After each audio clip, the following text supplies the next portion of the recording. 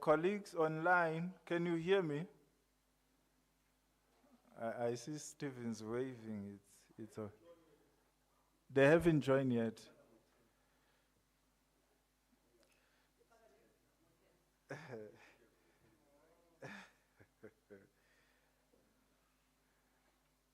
Colleagues, while we are waiting, Professor Bohle is also about to join us. She's running 7 minutes late. As far as the information we just received.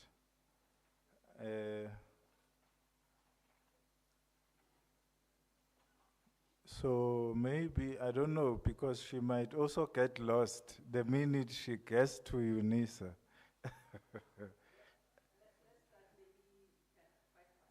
5 past. Okay. Oh, yes, Prof. Thank you. Let's grab 3 a T, so that, not a tree, sorry.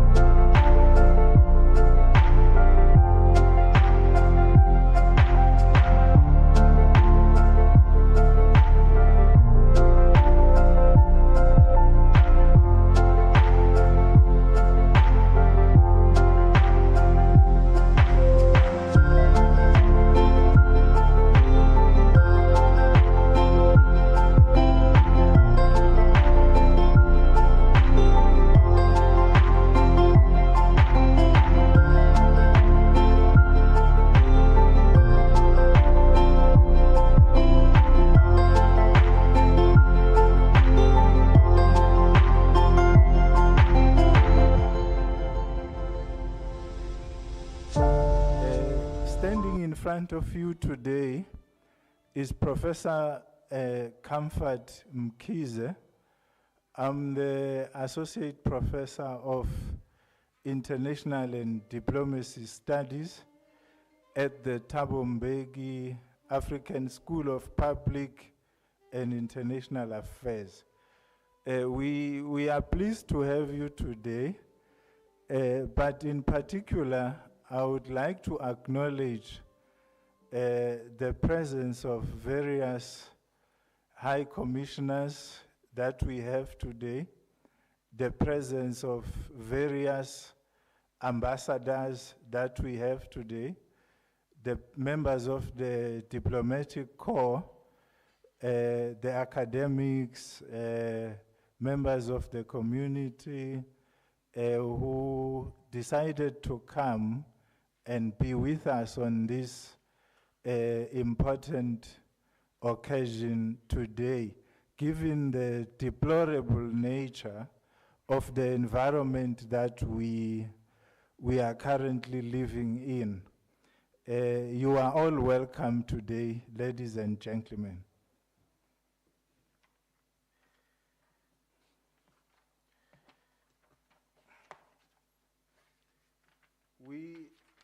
We are having this seminar.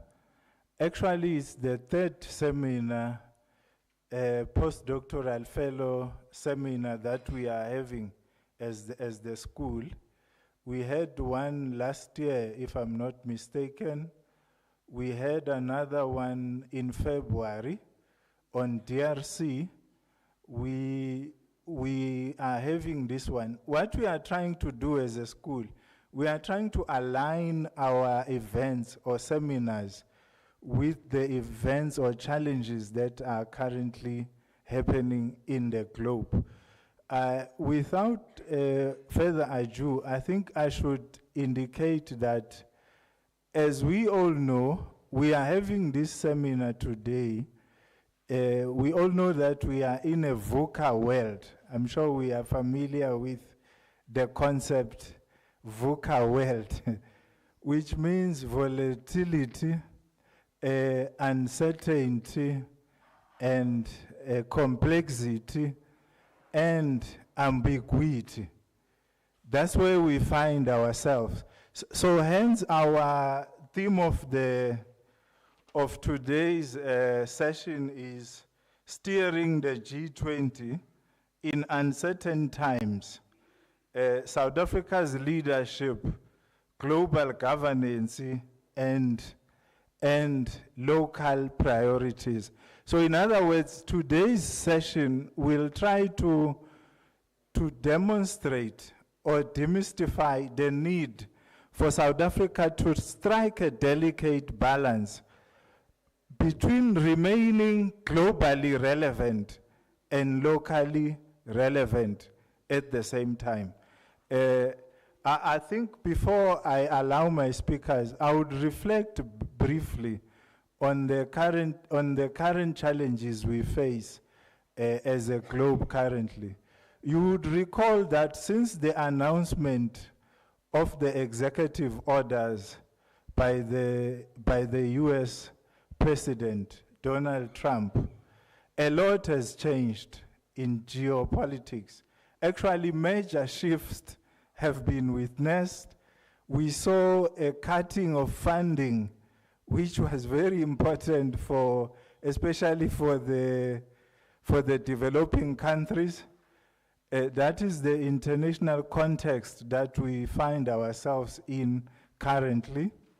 And locally, we've noticed that in South Africa, the so-called government of national unit, traditionally referred to as GNU, is currently plagued by tensions, court interdicts, and disagreements on matters relating to foreign policy, on matters relating to domestic issues. So in other words, while South Africa is required to host this important G20 summit at the end of the year, we are already grappling with serious challenges. So I do believe that today's session is going to shed a very important light in terms of how do we navigate and outmaneuver the challenges that we are currently facing.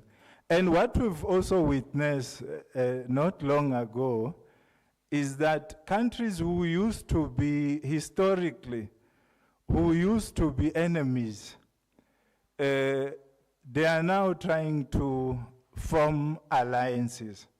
So the question is, what do these shifts mean for us in particular, I mean in Africa in particular, on the global south at large, and to the global south at large? So what are these changes, what do these changes mean for us? So I think today's seminar is going to unpack and demystify, dissect these important issues that we are grappling with. And I think you've noticed that instead of improving on the peace and security challenges that we are facing, we saw quite recently Pakistan and India, what they are doing now, because we were accustomed to Russia-Ukraine conflict. We were also accustomed to Israel-Palestine, and of course Africa with its intra-state conflicts. So, but recently we see a new wave of wars and attacks on countries that we never thought they would start war against each other. So what does that tell us? Maybe let me, before I introduce my speakers, let me remind us about what our dean said in our annual Miriam Makeba lecture. She reminded us that we mustn't look at this challenge, we mustn't look at what is happening as a challenge. We must look at it as an opportunity to say, as Africans, let's stop depending on foreign countries for aid, for support. So the question is, how do, as Africans and the global South at large, how do we forge international cooperation? How do we navigate together? How do we ensure international solidarity?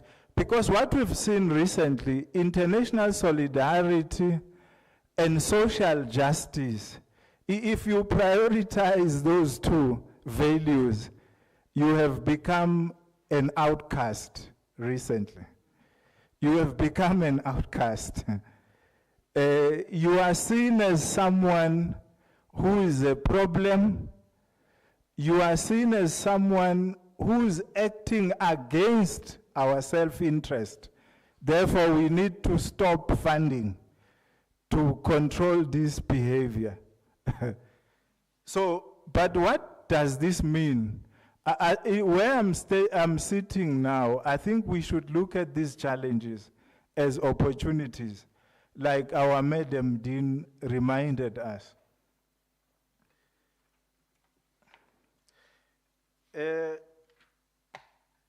In view of the time, I don't want to give speeches because I do have speakers in the room and I do have speakers online.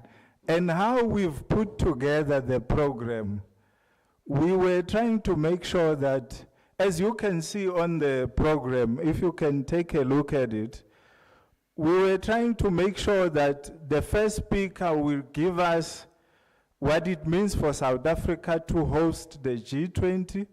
Then the second speaker will take us through the historical context. And then the third speaker look at the gender responsive and then what it means at home, the last speaker. So that's how, so that the speeches will complement each other as they present.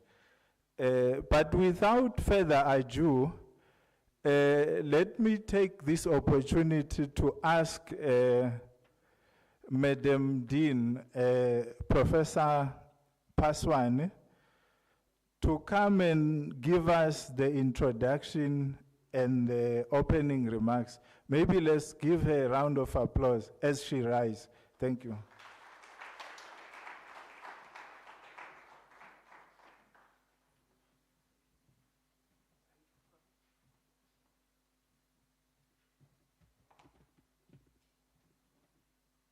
Thank you, Professor Mkhize, our program director, for the opportunity and for framing this discussion as you did.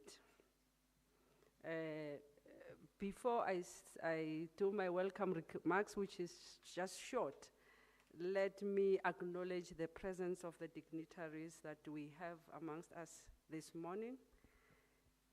Madam Vice Chancellor and Professor Sikwe, our Vice Principal for Teaching, Learning, and Research.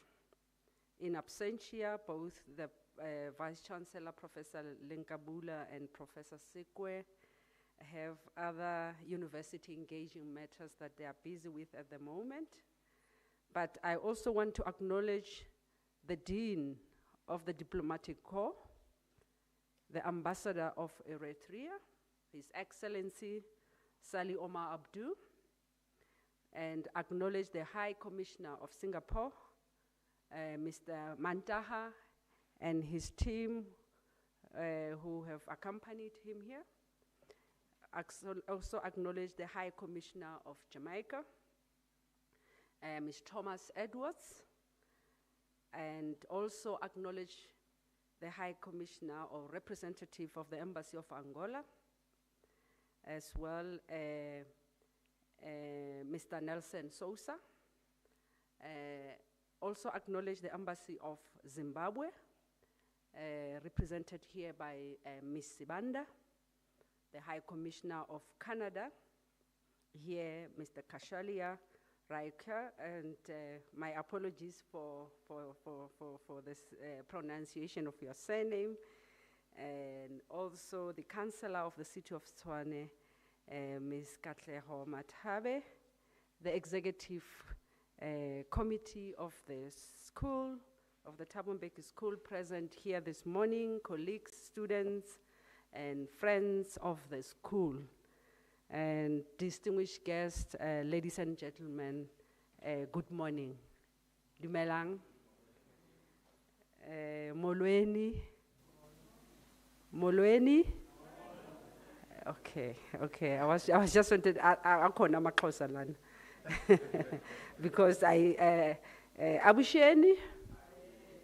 Okay. Thobela. Okay. Thank you so much. Program Director, let me take the opportunity to thank you as the acting head of International Affairs and Diplomacy Studies here at the school for hosting this seminar. It's usually our postdoctoral seminar where we offer the space for our postdoctoral fellows to be able to engage and be in dialogue and interact so that they sharpen their research skills as well. And usually we make this intergenerational with some of the ambassadors in residence that we have, we are in partnership with, so that our young people, we can also steer interest spark interest in international relations as well, and also in world politics within the current geopolitics and that are shifting at a very high speed. I think Professor Mkhize has already framed that. Let me also say Africa is not only a participant in the global systems of the 21st century, but also a defining architect of worldwide systems due to its fast expanding populations, rebirth in geopolitical strength, and unrealized economic potential. Certainly the region will account for the world's population by 2025. It will be the largest, 1/4 of the population. So wielding unheard of influence over the decades and over labor markets, cultural narratives, and the shift towards a greener economy. This potential, however, depends on the eradication of long-standing inequality, which spans green colonialism in the mining of vital minerals to the democratic shortcomings choking the youthful boom of the continent.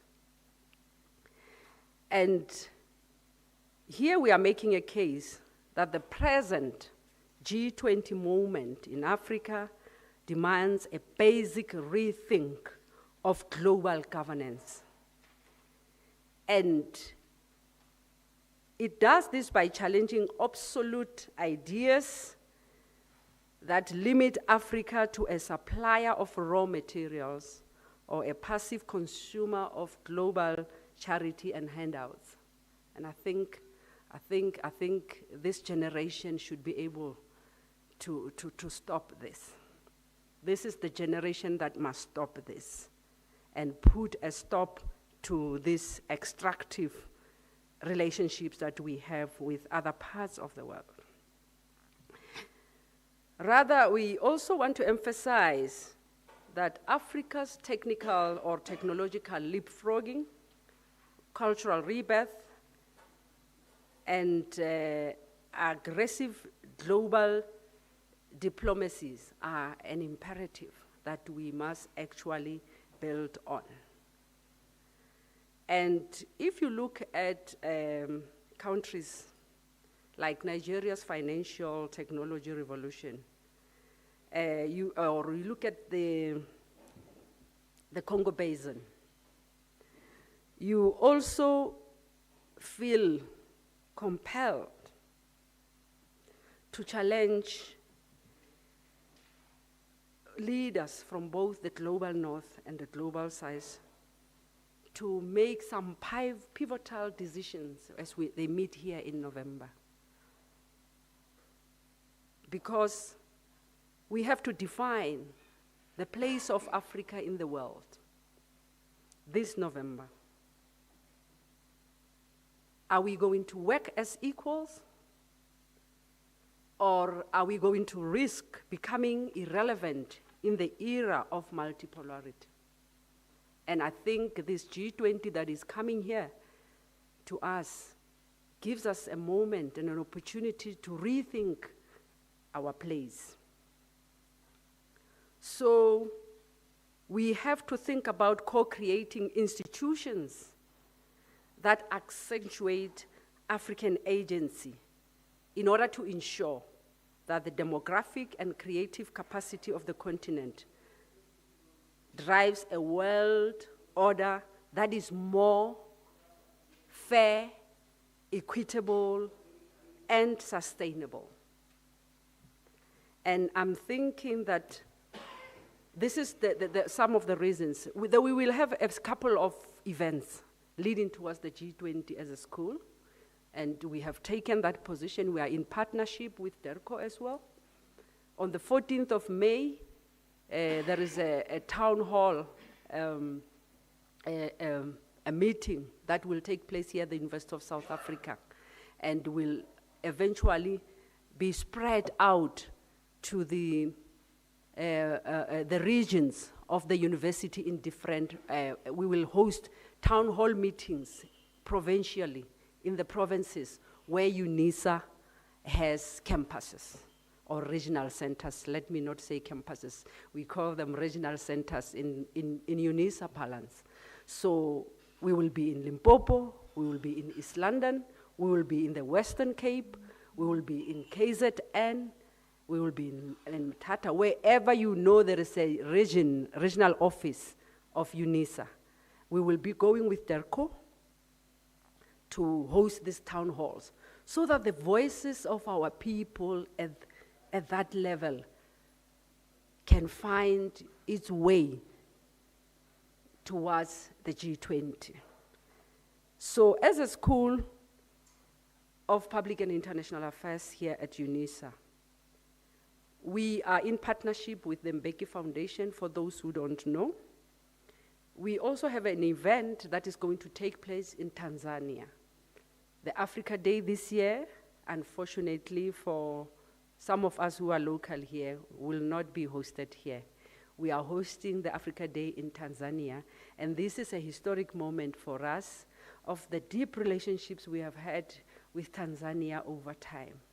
Tanzania is also very special to South Africa in many ways. It hosted most or majority of our liberation struggle icons.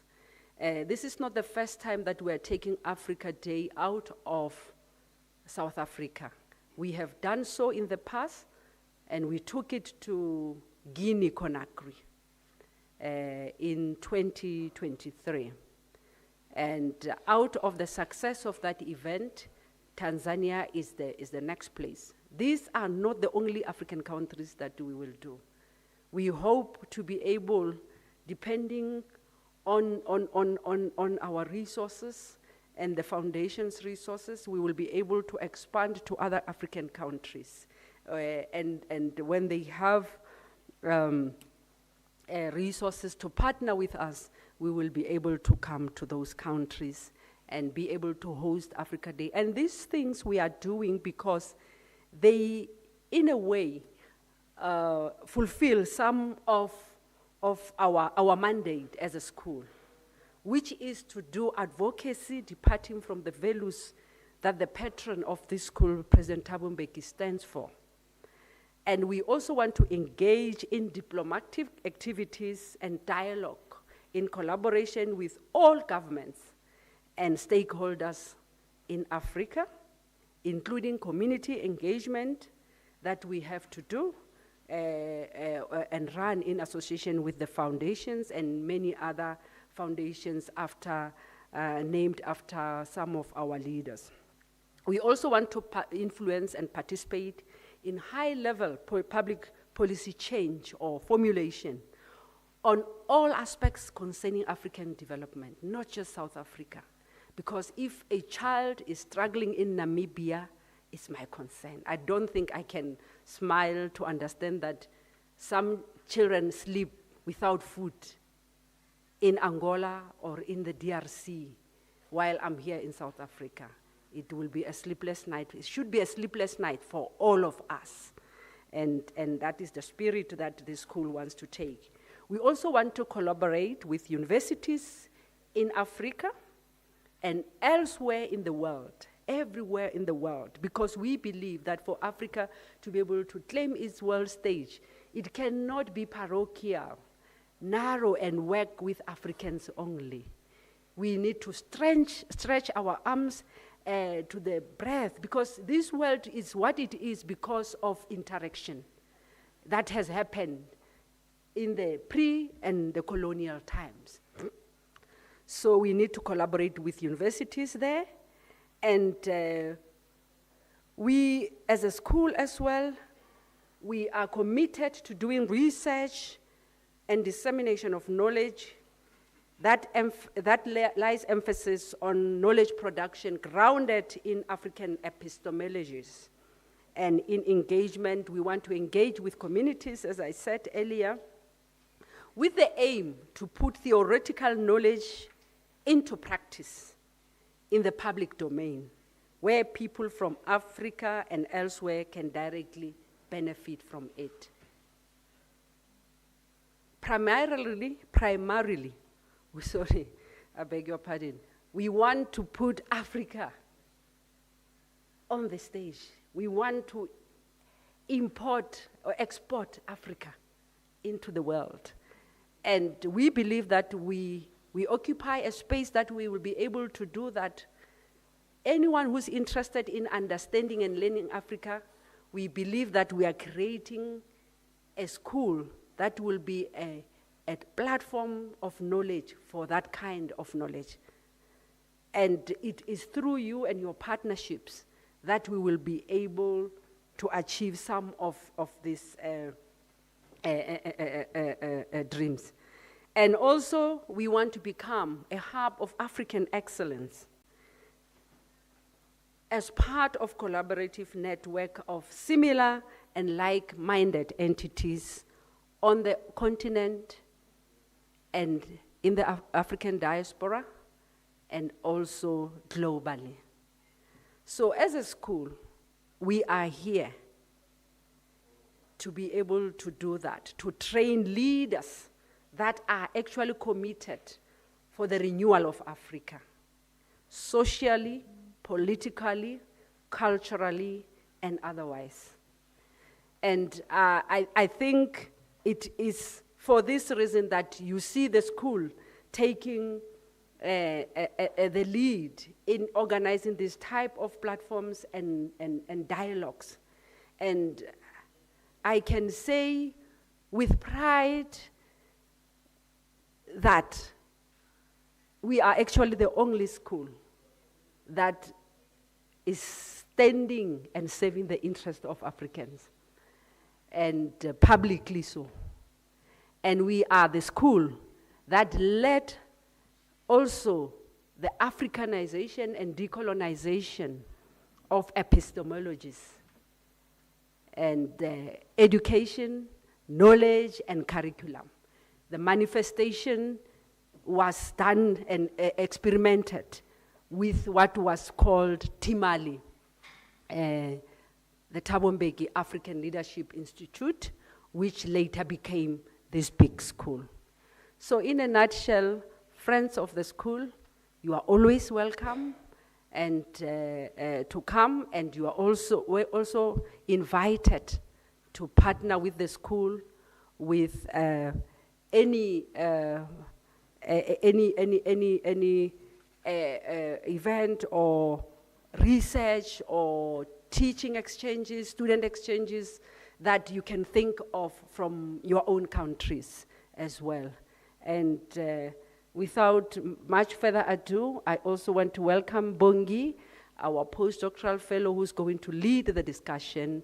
And I also want to welcome the other participants on the program.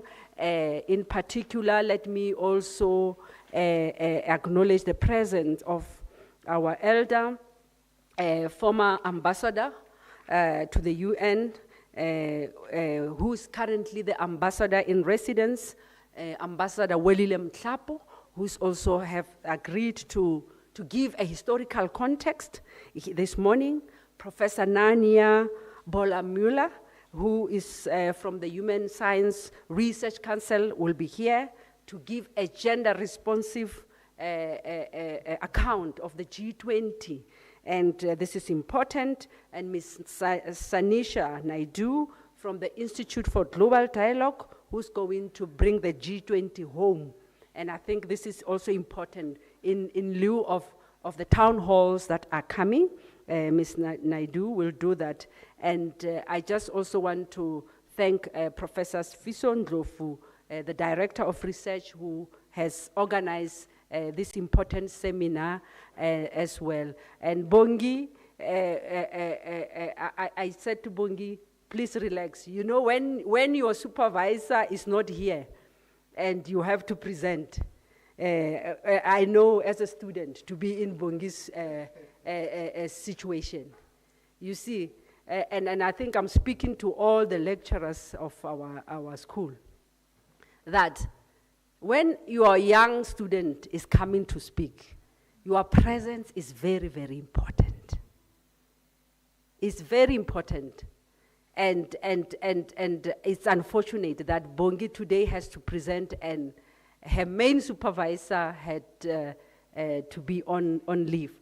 It's just an unfortunate situation. So in a nutshell, Bongi, you have all of us here, people. What I said to her, what you research, only you can research that way.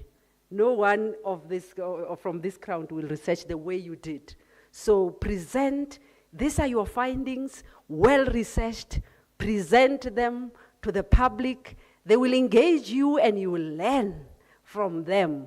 They are here to also show you some of the blind spots. And so I give you my good luck, yes, my blessings for the seminar to go well, and thank you.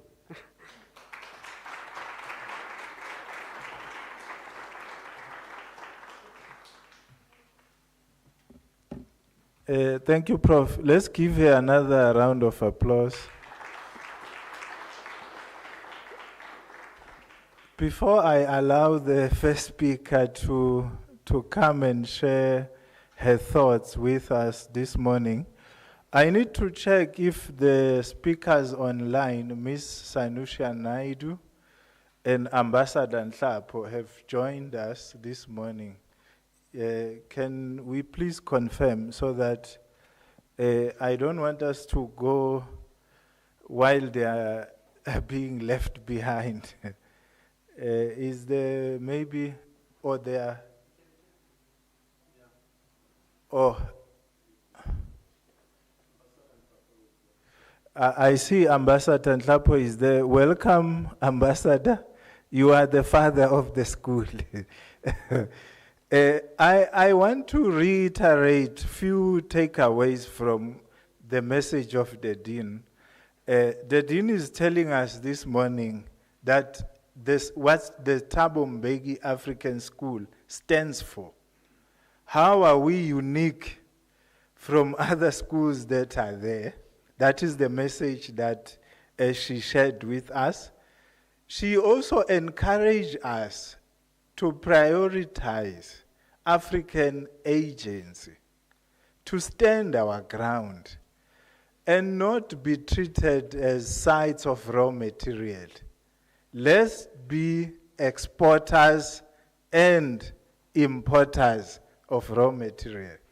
That is the message that I think this morning we should be grateful for, because as Africans we are seen as sites for raw material. I think that has to stop. How, I don't know, but I think today's session is going to tell us how. Let's hope. I'm quite optimistic that today's... let me welcome the lady of the occasion, Dr. Bongiwe Mphahlele, to come and share her thoughts with regards to what the G20, hosting the G20 means for us. Because if we reflect slightly, you would recall that when we had a BRICS summit, Russian President Putin had to attend virtually. So we don't know if in November we will have people attending virtually again. How do we navigate that situation? Dr. Mphahlele holds a PhD in international relations from the University of Pretoria. Her research interests include South African foreign policy, multilateral forums, diplomacy, BRICS and Africa, women in peace and security, women empowerment, and climate-related security risks. She's currently working on the papers and conferences, and she has delivered and published papers in various journals, and has delivered papers in various conferences. And in her research, I think what remains important is that she's using Afrocentric paradigm, which links quite well with what Madam Dean has told us this morning. She's using Afrocentric paradigm to gain insight into implementing African agenda in the continent. She's our postdoctoral fellow in the school, and like the dean said, we are all here in support of her, regardless of whether the father or the mother is not around. Remember, you get a mother away from home. So I think what's happening now epitomizes exactly what that idiomatic expression says. Dr. Mpahlele, the floor is yours. Thank you.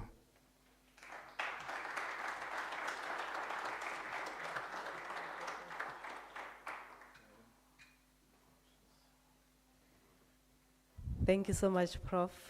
While she's still setting me up, I want to take this opportunity to greet everyone who is here, and more especially to greet their excellencies, all the ambassadors and the high commissioners who are here, all the diplomats from different embassies and high commissions, and all the academic personnel who are here, the professors. I also want to greet our acting dean, Prof. Paswana, and all the professors from the Thabo Mbeki School. I want to greet all my colleagues from UNISA, and thank you so much for coming. I feel very honored and blessed to have such people of such importance coming to this event to hear what we want to engage in. My name is Bongiwe, as they have highlighted. I am going to share some views or lay a background for the speakers who will come after me, but truly my focus will be on what is happening right now, and also focusing on the current challenges that South Africa has encountered since ascending to the presidency of the G20, and also the opportunities that lie ahead that could potentially help South Africa to move towards an inclusive and equal global order.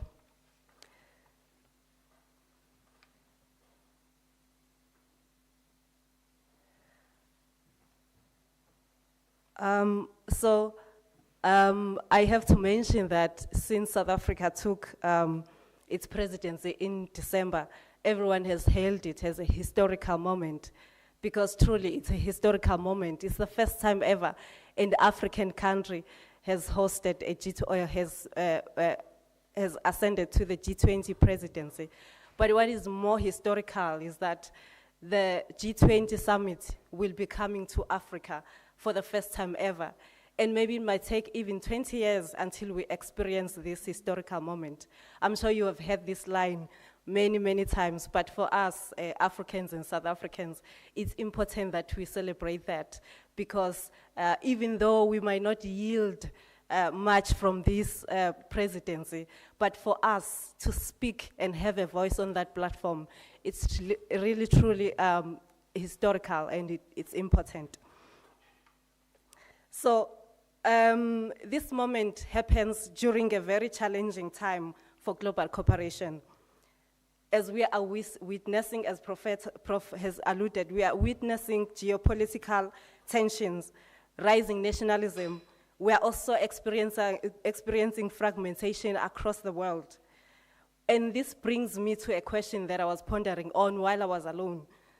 Can South Africa shape and lead the G20 agenda in a meaningful way, or will the global divisions dilute its influence on the global stage? So in order for us to be able to answer this question, we need to look at what is happening currently. So we are aware that South Africa is presiding the G20 at a moment that is very difficult and challenging. I don't think there has ever been any country that has presided with so much challenges going on. And I say this because the current tensions between USA and South Africa are straining traditional relationships between these two countries. We have seen how the US State Secretary and the Finance Minister have abstained from attending key important G20 meetings. And this have sent a very, very strong message. And this was because they alluded that South Africa has an anti-American posture. Also, Trump's recent remarks suggest that future US administration may boycott the G20 summit in South Africa coming up in December. Even with the G20 itself, coordination is struggling. At the moment, South Africa is supposed to be coordinating within the Sherpa, which includes, within the Troika, which includes Brazil, South Africa, and US. However, USA has shown disinterest in this, then means it makes coordination very difficult.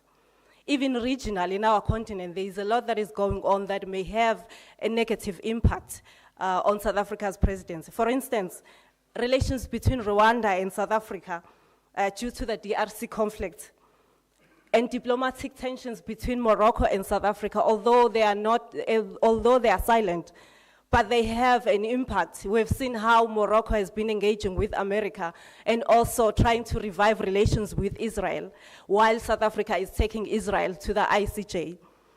We have also seen the relations between Nigeria, which remains tensions, although these are also silent. However, there is interest for Nigeria to engage with America on certain economic issues. So how will this impact the unity within the African continent? Will this affect Africa speaking with one voice? So this tension, especially the one in DRC, where South Africa has been leading SADC military mission, and also the instability in the Great Lakes, they somehow undermine the efforts of African development and weakens collective African engagement in global forums like the G20. Also, the lingering or the tensions between South Africa, or the non-existent or the weak relations between Morocco and South Africa over the Western Sahara dispute. They create fictions, and Morocco is a key African player. These complicate attempts to speak with one voice, as I have said. And then South Africa needs to have close relations because Nigeria is one of the countries that has the biggest population, and also their economy is very key in the continent. However, their inability to come together and work together will compromise South Africa being able to present and represent Africa at the G20 continent. So, having said all of this, while the G20 is unfolding in one of the most diplomatically turbulent periods in recent memory, it calls not only for a protocol, but it also calls for strategic clarity, it calls for coalition building and agile diplomacy. So South Africa need not to just attend or be active in these G20 activities, but they still need to navigate how they can come together and be able to present their agenda in a way that uplift and elevate Africa and South Africa as a country.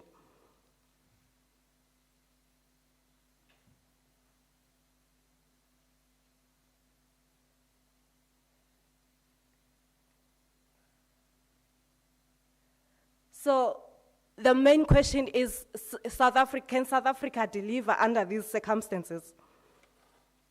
However, we know that South Africa has channeled or has promoted African agency at different global multi-forums. So it's not even a question of whether South Africa can deliver, but it's a question of knowing when to act and strategically maneuver within the G20 and within the other global forums. So before I move further, I did not want to assume that everyone who is sitting here understands how the G20 operates or organized. So maybe some of you have seen that South Africa has been engaged in multiple or various meetings. So this is how the G20 works. It operates within two main tracks. One of them is finance track, and then the other one is Sherpa track.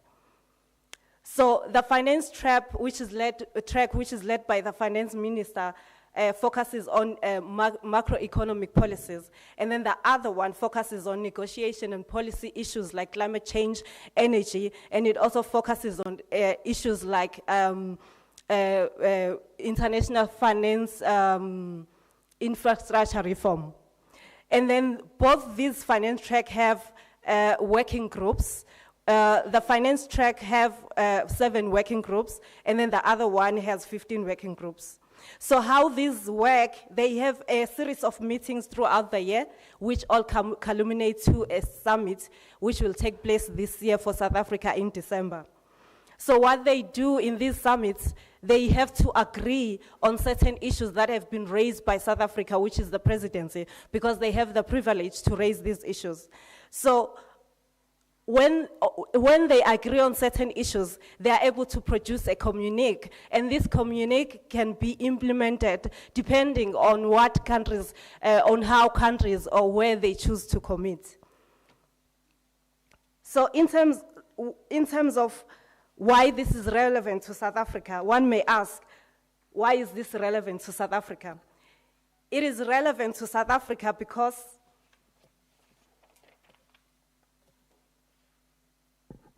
it creates a very useful platform for South Africa to, It creates a very useful platform for South Africa to advocate for developing economies.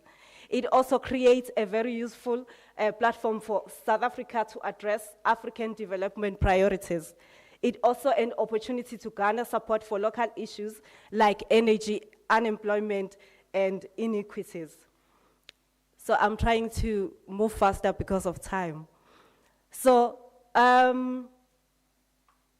while I was doing this research, I identified some opportunities that South Africa could still leverage on or could still focus on. One of those opportunities is leveraging the G20. Sorry.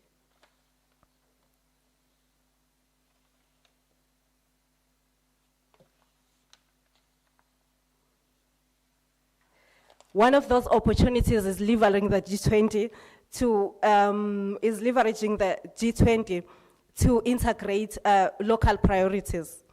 So one of the issues that we are faced with within the country is high unemployment levels. We are faced with an energy crisis, but we are also faced with a major crisis, which is gender-based violence. So I will focus on gender-based violence because it's it's very silent on South Africa's G20 agenda. We have seen how they have integrated energy. They've also integrated unemployment issues. So why do I say South Africa should elevate gender-based violence to their G20 agenda?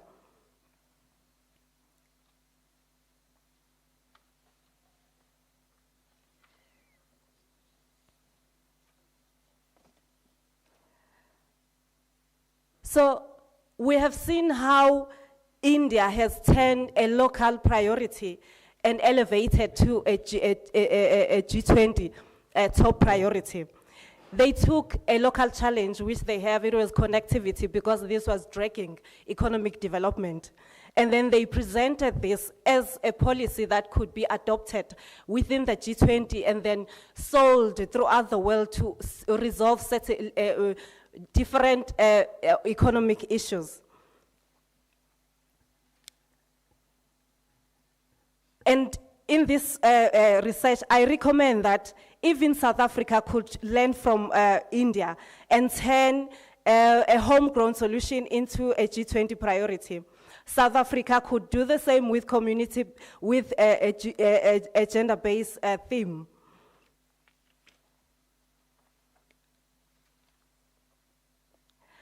The reason I say this is because South Africa has one of the highest GBV rates in the world. For instance,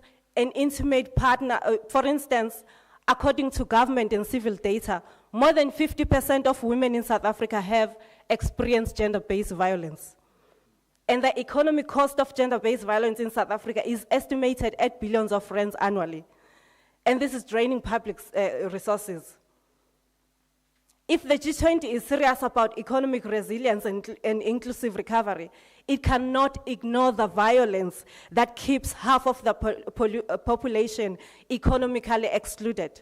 South Africa must use its presidency to redefine what women's empowerment really means. Not just boardroom talks and box talking, but freedom from violence, access to opportunity, and full participation in society. And this is not just a South African issue. Even in South Africa, the GBV issue is prevalent, and it is a national crisis. It's no longer a national crisis, but it's now a continental crisis.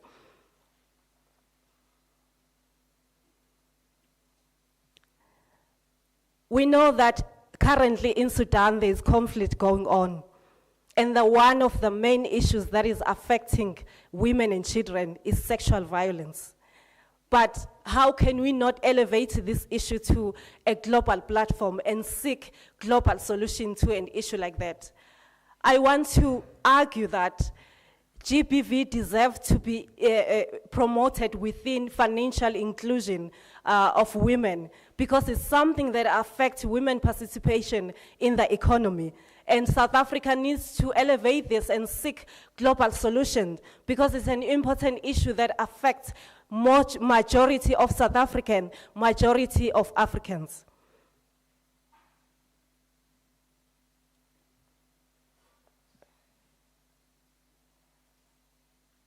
Another opportunity that South Africa could explore is leveraging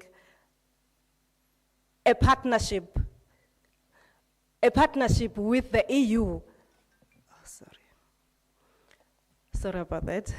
Another opportunity that South Africa could explore is leveraging an EU partnership in the absence of a US.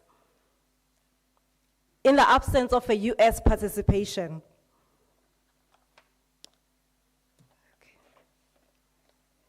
The US gradual distancing from the G20 reflected in reduced engagement and growing geopolitical unilateralism presents not only a leadership vacuum, but also a strategic opening for South Africa. With the G20 president, South Africa has an opportunity to deepen long-term partnerships with key global actors like the European Union. The EU has already demonstrated consistent interest and engagement, offering political and financial support to South Africa around climate change, around energy, and supporting its reform agenda of the international financial architect. With their endorsement and shared commitment to multilateralism reform, South Africa can position itself as a unifying force capable of bringing both the global north and south, leveraging this presidency to push for a fairer and a more inclusive global financial order. By stepping into the gap left by the US, South Africa can leave behind a legacy of principled leadership, one grounded in values and equity and global solidarity. I am moving on to the last opportunity that I think South Africa should explore. So the upcoming Finance for Development conference in Spain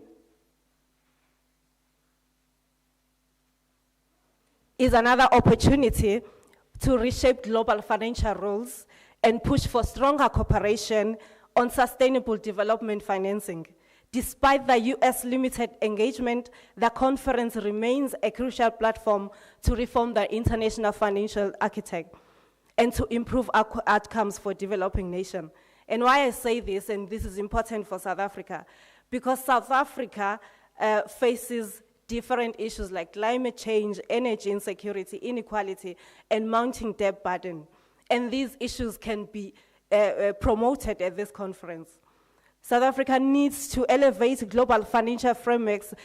South Africa also needs to speak about Africa's average debt service to export ratio, which was previously 37%, and now it has doubled the threshold of 18%. So South Africa also needs to take this to this conference to defend and present a case for Africa, to speak on the debt crisis that Africa is experiencing, to speak on improving how MDBs or multilateral development banks are designed to assist but are not actually doing what they are supposed to do.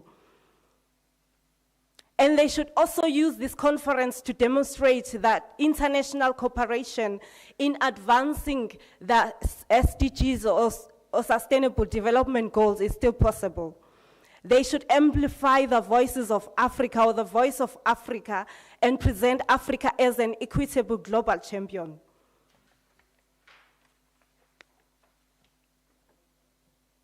The reform of the global financial system remains a key and an important issue because South Africa needs this and put a case to secure sustainable and just financial solutions for the global South and Africa, and also speak on the other issues that I have spoken on, debt crisis and climate change.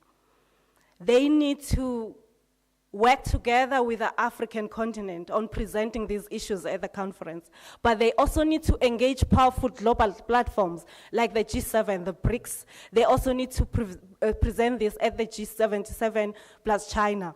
So building coalitions with these bodies will be key and very important for South Africa.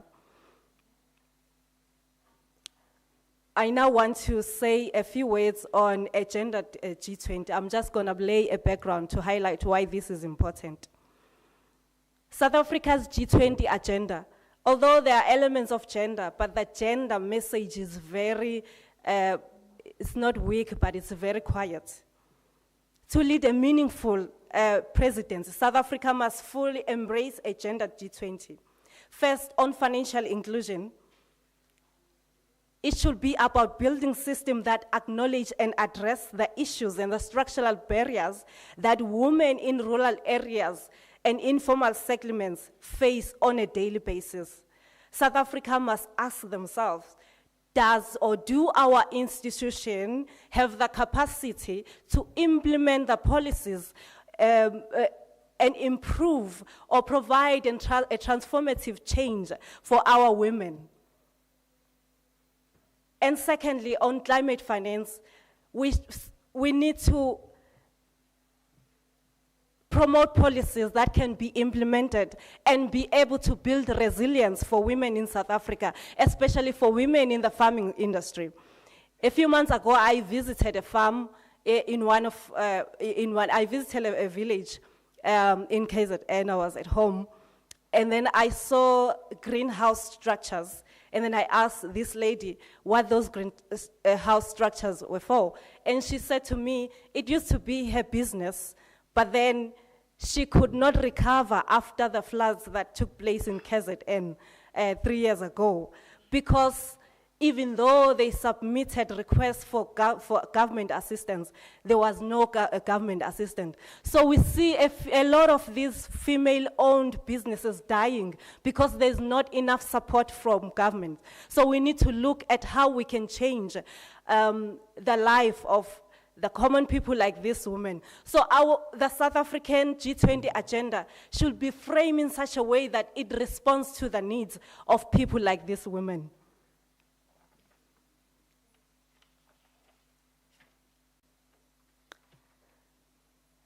And lastly, I want to highlight a risk for South Africa.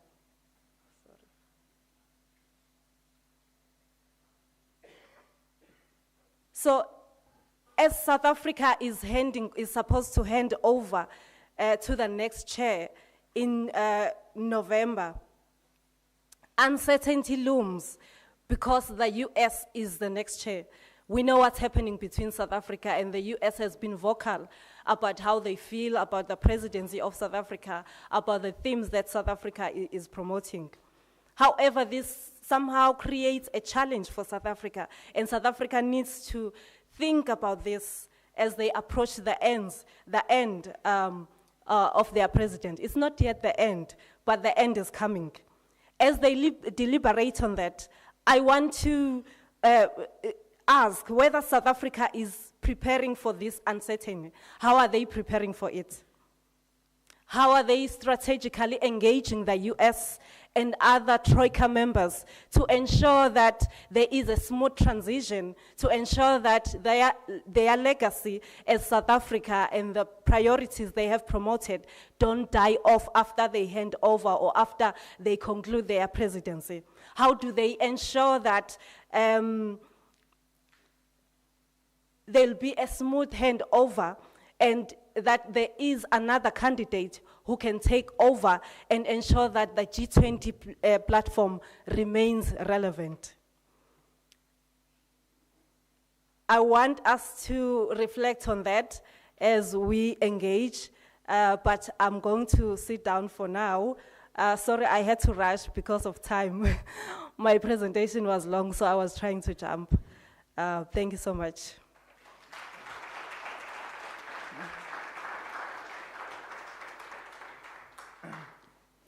Thank you, Dr. Mpahlele, for the insightful and very informative conversation and thoughts that you've shared with us this morning. Maybe I will underscore some of the points that you highlighted at a later stage.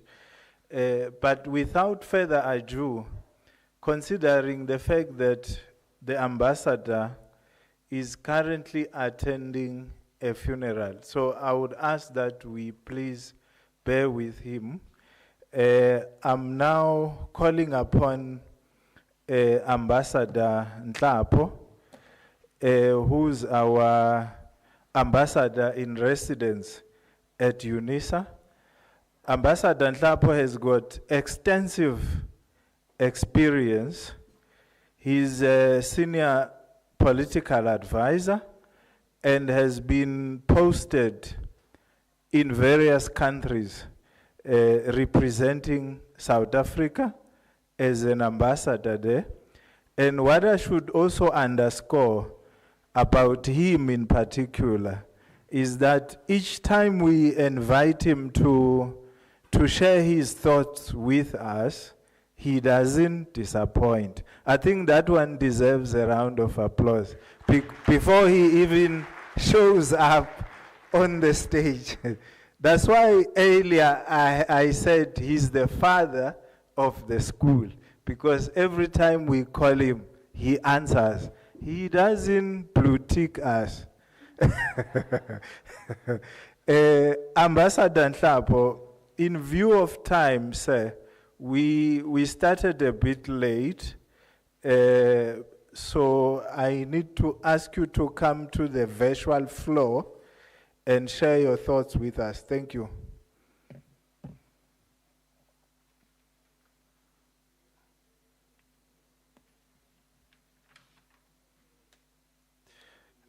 I see you, sir. You are welcome. The floor is yours. Thank you.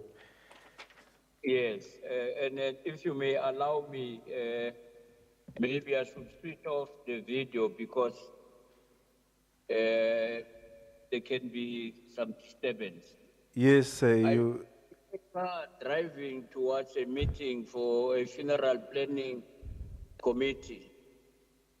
So that's why I thought that despite that, I should still be able to fulfill the obligation that I've made. And thanks for everybody in attendance, and apologies for the circumstances under which I have to engage you.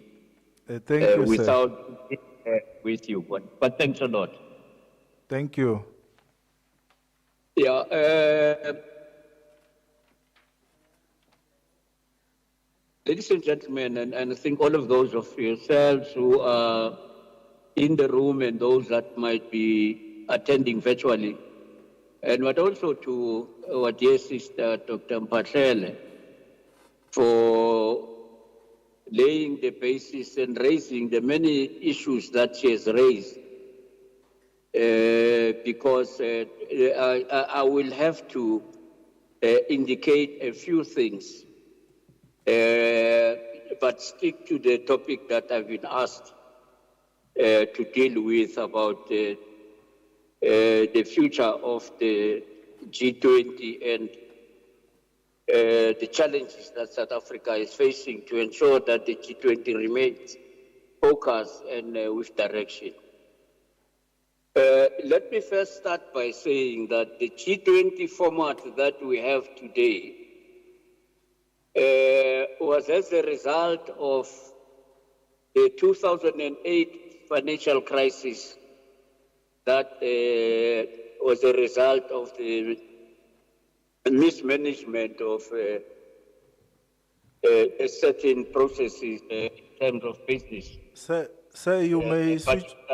You are welcome to switch off the video. Construction and other sectors in the United States. As a result, before and George Bush's term came to an end, they decided to call a conference or a meeting of the G20, which was an extended one, to deal with this financial crisis because of its global implications and impact. That in itself created a number of problems. One, it was convened as what is now the popular trend and format, a leaders forum. So it became largely and mainly political for that reason. But given the position of the United States Ambassador, Ambassador, sorry to interject. Until today, given what Sir, we have seen, sir, sorry to interject. Issued by the State Department following the what President Trump has pronounced himself on in relation to multilateral institutions funding of certain projects that they've been involved in. We find ourselves at this juncture in a situation where we have the US as part of the Troika, having found ourselves following the format that they established. They are the ones who started this thing. It seems to be quite clearly they are the ones now who want to turn their backs against it, precisely because it cannot anymore be used as an instrument to perpetuate their hegemony. And wherever, in any multilateral setup, whenever there's an institution that does not enable them to continue with that path of consolidating their hegemony, this unipolar world which they've now accepted is collapsing. And I think for us to have a better sense of understanding where we are and what the challenges mean, is that take into account what I've stated, that they decided to use the G20 to deal with the financial crisis and its implications at the time. One of the things that happened then, our president, who was Kgalema Motlanthe at the time, together with the Minister of Finance, Trevor Manuel, and the Governor of our Reserve Bank, attended that meeting. Because from its inception, the G20 was mainly a meeting of Ministers of Finance and Governors of the Reserve Bank. with a specific focus on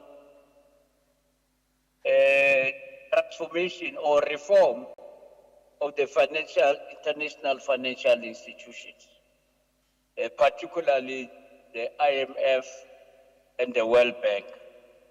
Now, the World Bank, I will pronounce it in full for now because the fact that we just mentioned it as the World Bank, sometimes we lose sense as to why it was established. Its full name is International Bank for Reconstruction and Development, established precisely after the Second World War to reconstruct Europe,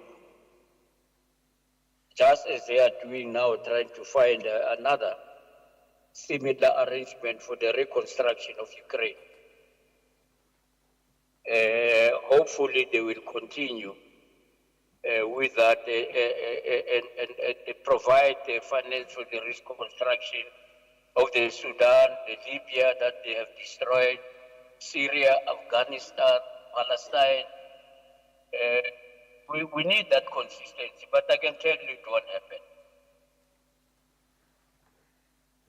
Because things have changed.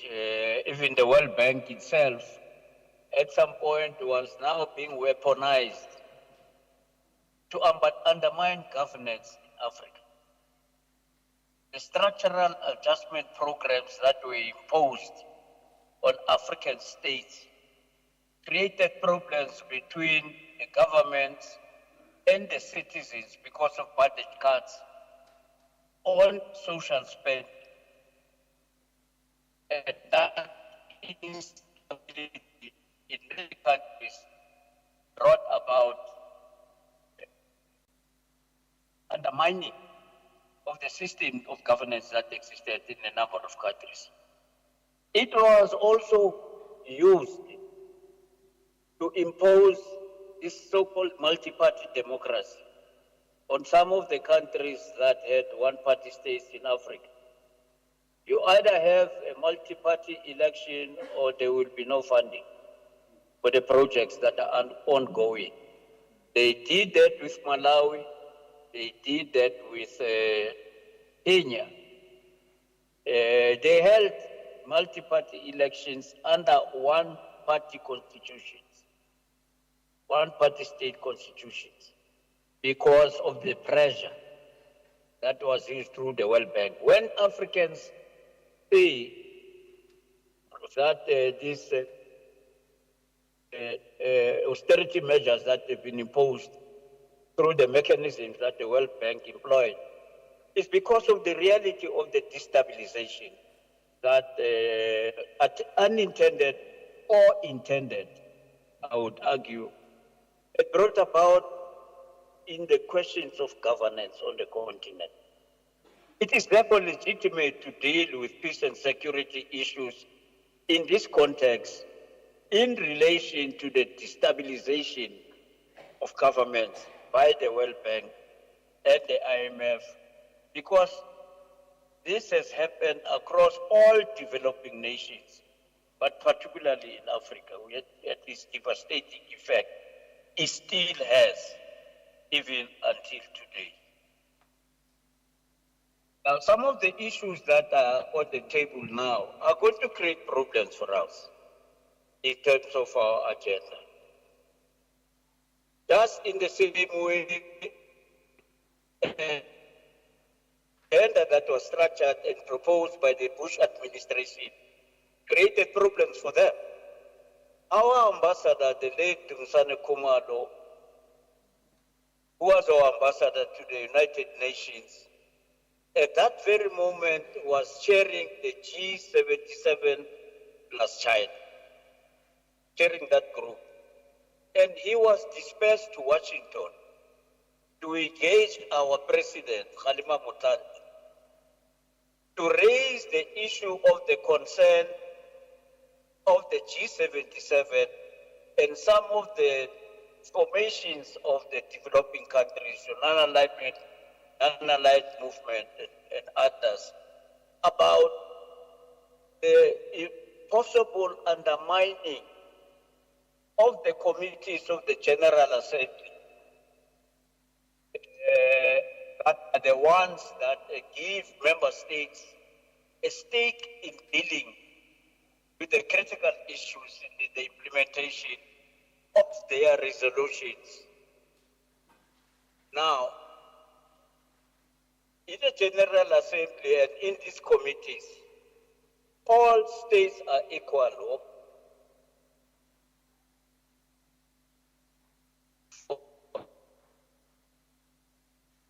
It's no veto.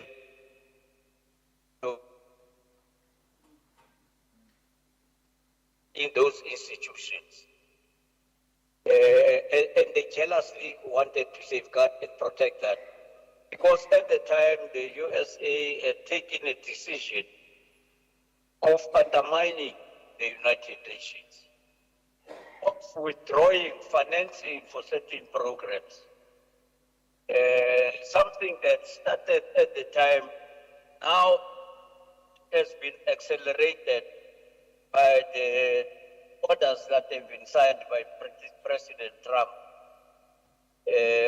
So it's quite clear as to what are the implications for the US. Now, if all of these funding mechanisms that have been in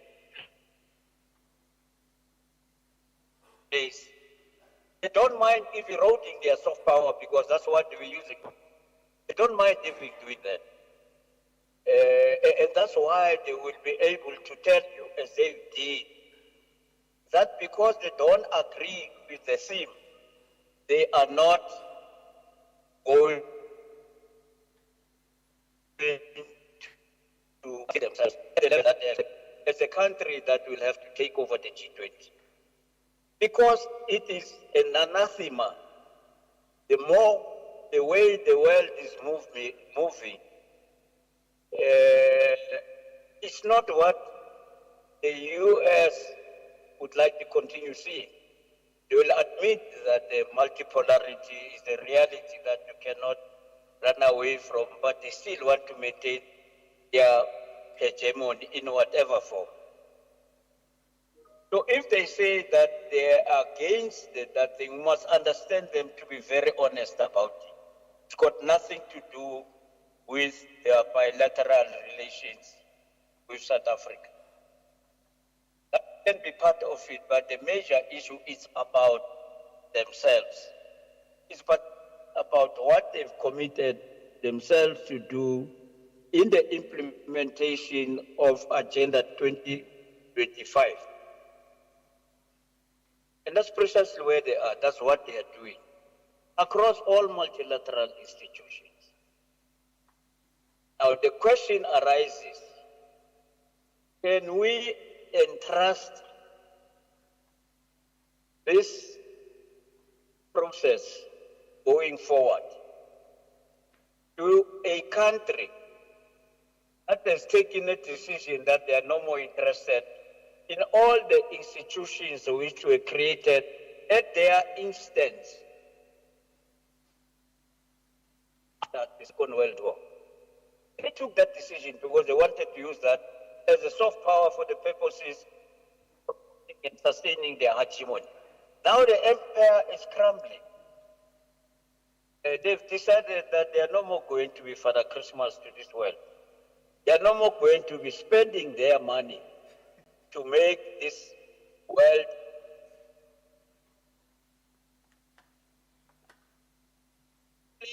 they want, the world they want. For the changes and the trends and the movement towards multipolarity, and the fact that their positions are challenged in many cases and instances, the conclusion that they are no more prepared to spend their money to fight for an empire that is collapsing, and that they have to find themselves a way of surviving without this hegemony, but be able to find other ways to dominate trade and transactions that we are seeing taking place. Peace through force being one of the concepts. that they are practicing effectively, undermining the possibilities of conflict prevention, no more mediation processes. They want to do it their own way. And everything has become transactional. Give us the wherewith in terms of the resources that you have, and then we'll create conditions for you to continue to govern and give us those resources. That's the transaction, that's the price tag that they put into this thing. And then in the end, we'll find ourselves in what is happening in the DRC today. And it's what it is. And they are not ashamed of it. They're saying it point blank. We want a transactional arrangement. Give us the resources. It doesn't matter how they are extracted. It doesn't matter any other thing else. We'll guarantee that you remain in power, become a good partner, give us the resources, we'll produce our cell phones and everything else out of it, and dominate the sphere. But they can't match China. Not possible. They know it. And therefore, they will say and do whatever they want in order to you. Everybody else has a leverage. Bully everybody in order to be able to have access to these critical minerals that they need. So this is the situation in which we find ourselves, and this is the reality. This is the world that is changing in front of our eyes, and this is the conditions under which we are faced with the issue of hosting this G20. We hosted the World Summit for Sustainable Development here. Very successful.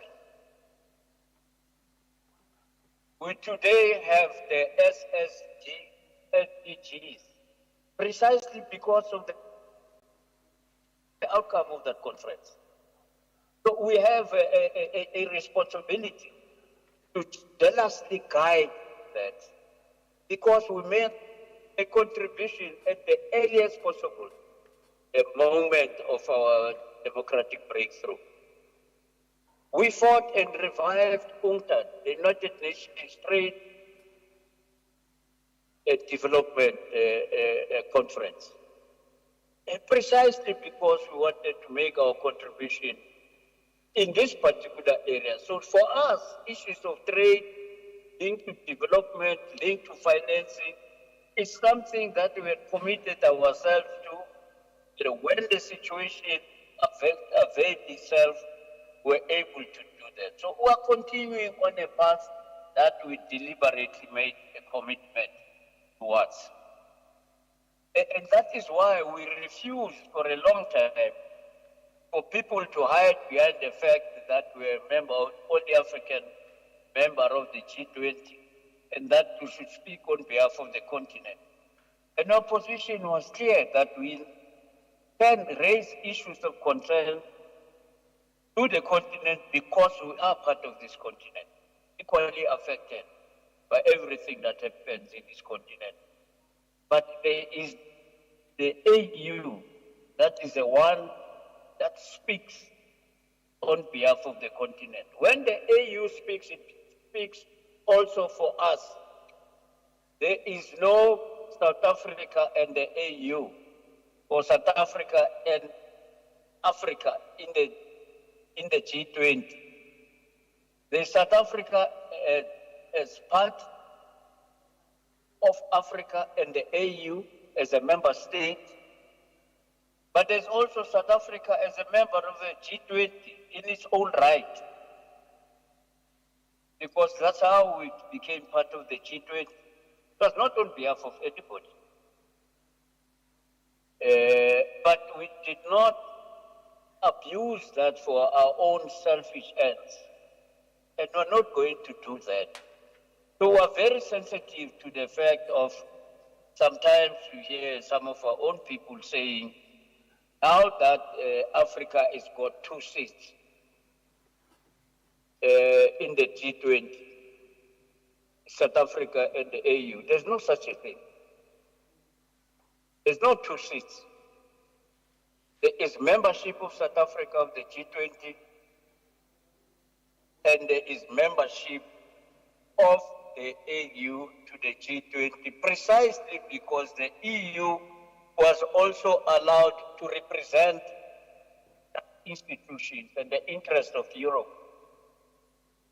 But they are not necessarily at equal power with the members of the G20 individually, not even the members of the G20 who are part of the EU. So we need to be clear about that so that South Africa should be able to play its role within the reality of what makes them to be a member of the G20, and nothing beyond that.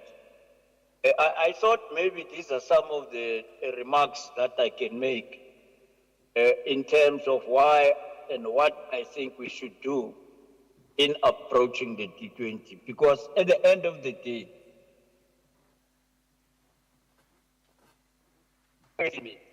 whether Trump is there or not, those will be there as that G19 and a half or and a quarter with that minimum US representation, because they still have an interest to come and listen in. It's fine, we will have that summit. But in terms of how it is conducted, it will take 1.5 days maybe of broad discussions, not on everything, but on the focus issues that will be brought on the table, and the decisions that will be taken will be on that focus basis. So all other issues there are okay for now for us to advocate for them, but it is not the responsibility of the G20 to take any binding decisions that can take us forward on this matter. It will only be a platform for advocacy, but cannot replace the United Nations, cannot replace all other multilateral institutions where some of the concerns that we have will be the forum where those decisions will have to be taken. Thank you very much.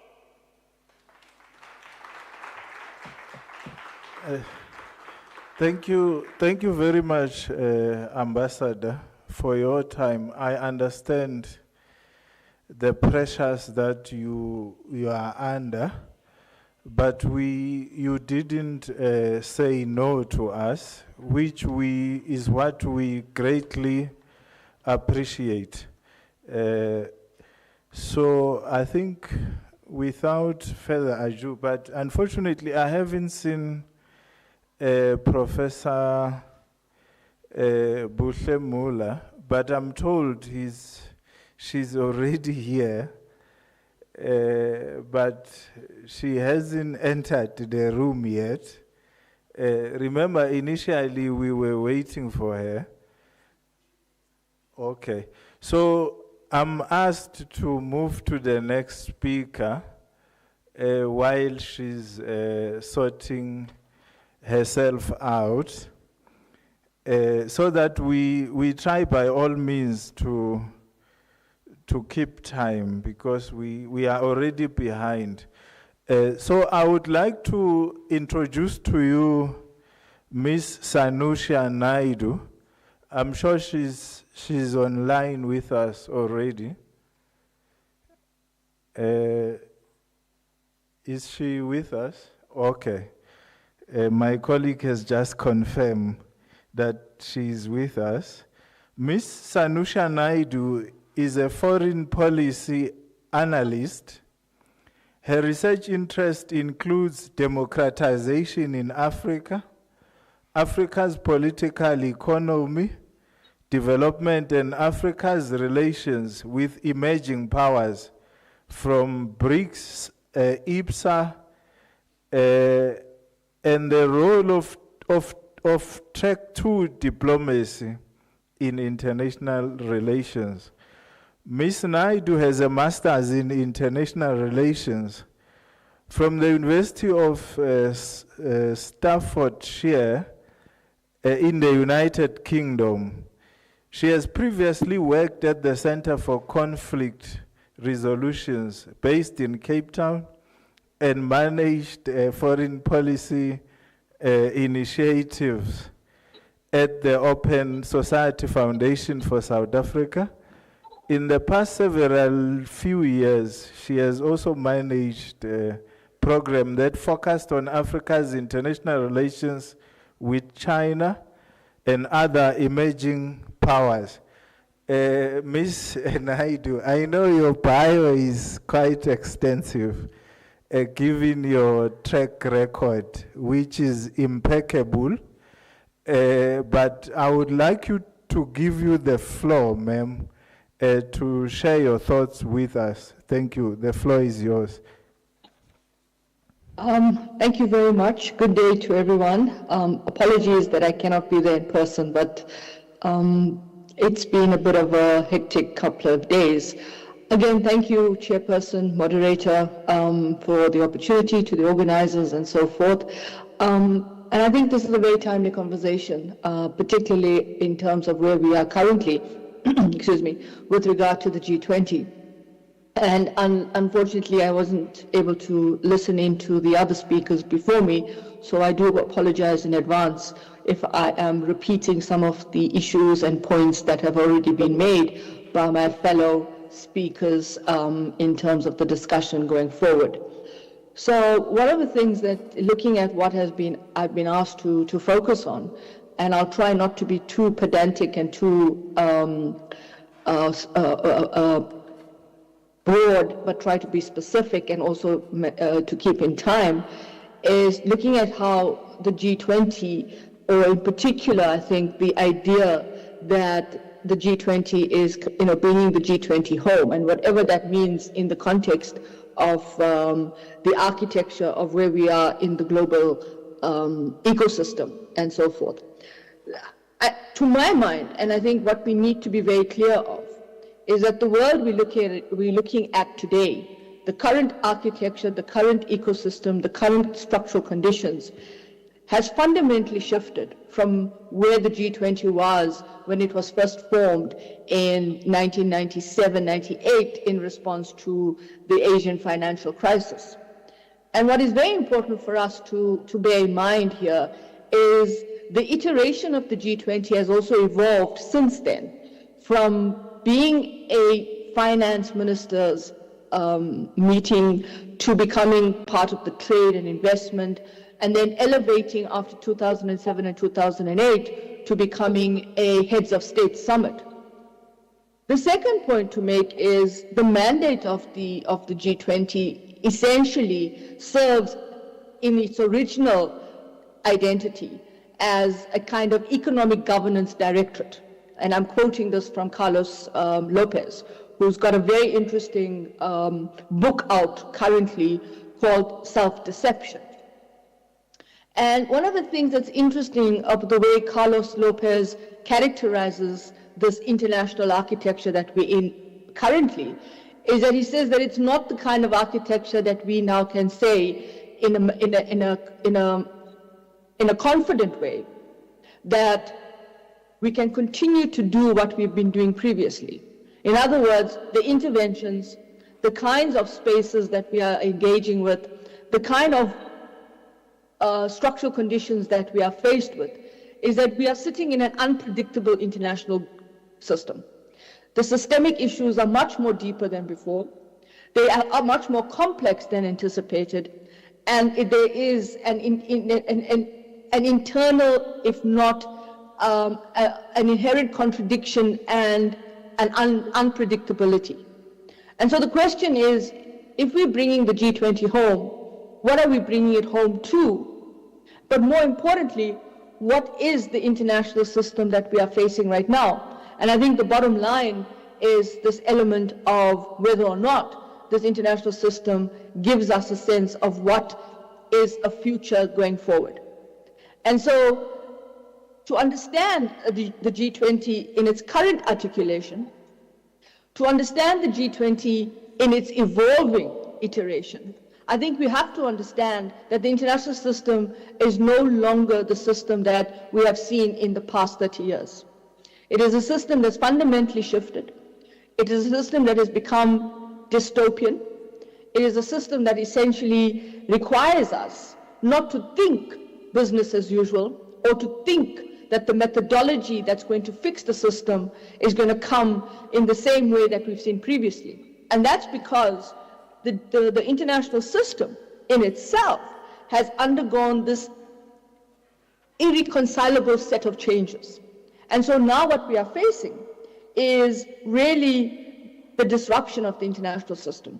It is the erosion of particularly very important spaces for Africa in terms of development finance, in terms of how do we actually look at the IFIs, the governance of the IFIs, the challenges of the debts burden, and more importantly, the issue of internal transformation. So what we have to think about is, how does this G20 address our structural, economic, and political transformative issues in Africa? But more importantly, how does it bring that dynamic from what's happening in the international system to what is going on in the architecture of global governance and economic governance, and then bring it back, much more importantly, to where we are in Africa? And I think there's a very important point that we need to ask ourselves about this idea of bringing it home. This idea that we're bringing it home has to depend on what we want to achieve in this G20. As the South African government hosting it in the last cycle, as the last presidency in this current cycle of the G20, but at the same time, the first African country, and at the time when the AU is a member of the G20. There are two issues there. There's the quantitative issue, the technical issue, and then of course there's the question of how do you achieve agreement in the G20. And I think those two questions, or those two issues, kind of juxtaposed each other. Because what we need to look at is whether or not there is sufficient agreement being developed in the G20 around critical pulse points with regard to South Africa's agenda, based on inclusivity, employment, sustainability, the debt question, and of course the cost of capital and how do you deal with that, and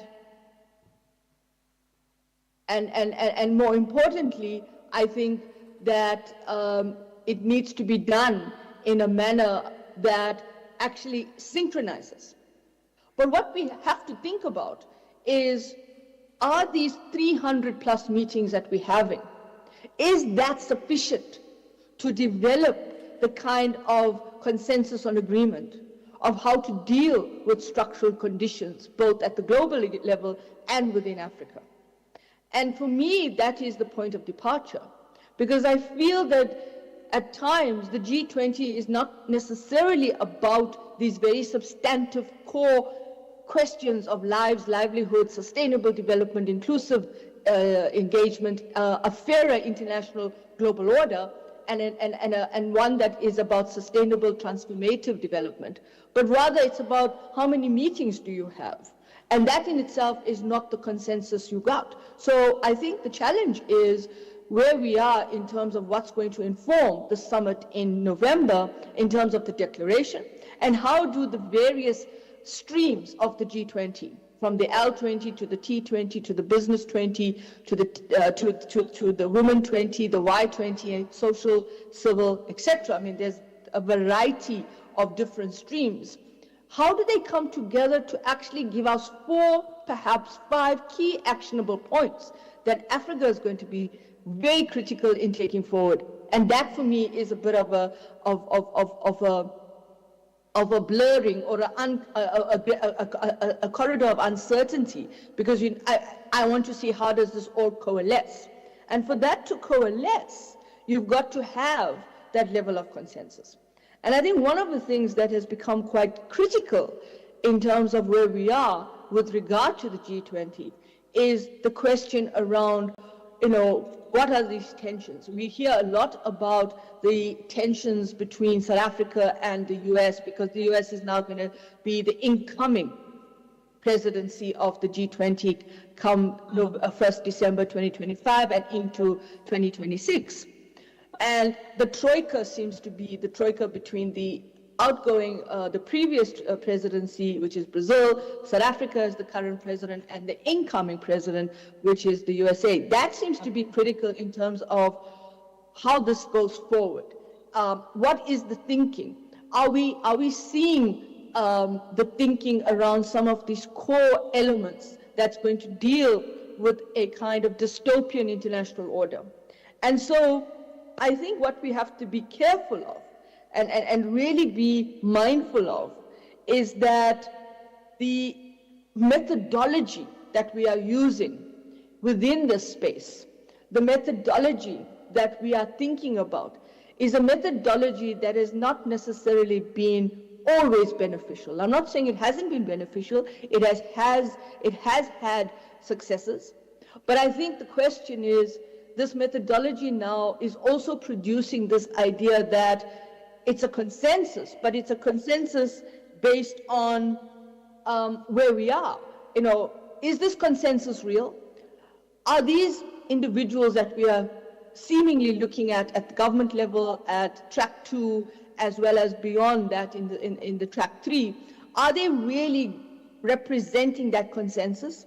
And more importantly, I think the challenge is to understand that most of what we are seeing in the G20 today is a question being raised around individuals asking, to what extent does the G20 remain the G20 on the 1st of December 2025 when the US takes over? Because we've got to understand that the architecture of this G20 will have to respond to what is the architecture of an international system. And if we go back and look at what the G20 has been in terms of its evolution, its incubation, and its iteration, one of the challenges is that the G20 has come out of crisis. The 97 crisis, Asian crisis, it then evolved to a heads of state meeting as a result of the 2007-2008 global financial crisis. And now the question is, what kind of crisis are we seeing in the international system, both from a political and economic perspective, and how will that then impact on the G20? Some commentators are of the opinion that the G20 may not necessarily remain in its current iteration, that we may actually see a G20 that essentially may become not what it is currently, but become something that is also unpredictable in the international system. And so if we're talking about the 20 fastest economies in the world, and we're talking about that in the context of not just economy, but demographic dividend and other structural factors, does the G20 stay in its current identity with the current membership, with, again, having friends that are invited, observers, etc.? And what about other actors who are knocking at the door? So bringing it home is, again, this question about understanding what is happening globally, but how does it come home to whom and where? And so you've got actors like the Gulf states. You've got actors that are essentially also trying to move up the development finance chain and are willing to become much more part of this whole kind of architecture. So can these 20 countries, which have been part of this whole G20 since its inception, do they remain there? Or does the G20 also become kind of internally fragmented again with what some analysts like Carlos Lopez are arguing is a coalition of the willing? In other words, countries are now looking to see how they navigate this international system. Chair, I want to make two final points with your permission, because I also note that time is of the essence and I don't want to be keeping people online with being repetitive. I think we've got to ask ourselves, what should we expect in the next 6 to 8 months and hence thereafter in terms of the global governance system and the G20?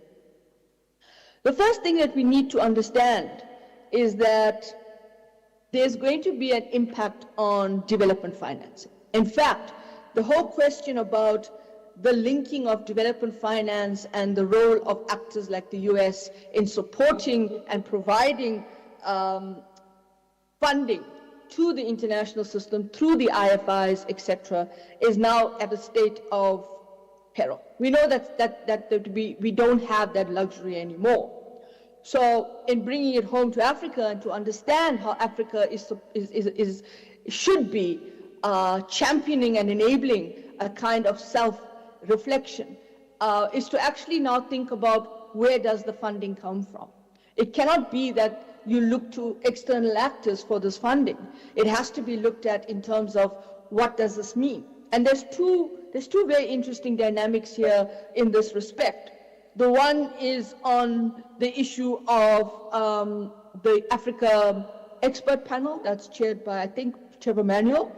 And that kind of expert panel has to look at what's going to happen within the G20 and how does this have continuity. We just don't want one panel gives a report and then nothing happens taken forward. We've got to think much more in terms of what the strategic long-term dynamics are. And in this context, I think the question here is, do you focus on debt because of the externality issues around debt and the impact that has on Africa? Or do you focus on the economic transformation issue in terms of internal? Because both those issues are kind of very much interdependent and they kind of interlink to the question of financing.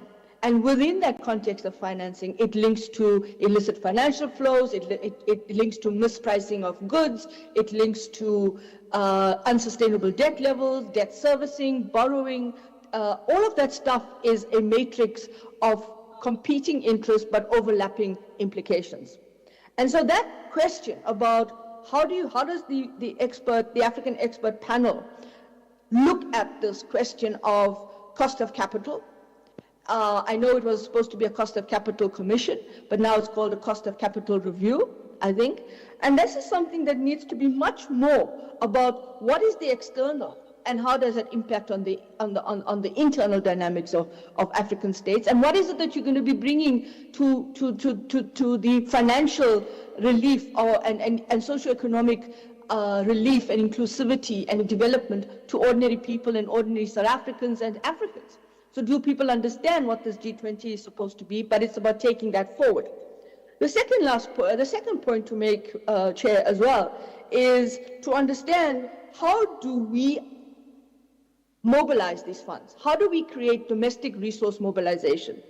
Some of the specifics have been around this idea of the pension funds in Africa. How do you get into those pension funds? How do you define that? But the methodology again has to be not to look at it in, we're using it in a way that basically looks at supplementing, supporting, and filling a gap, but it has to be much more about transformation. And how do you also make sure that it ties into the debt question and debt how you address your debt sustainability issues.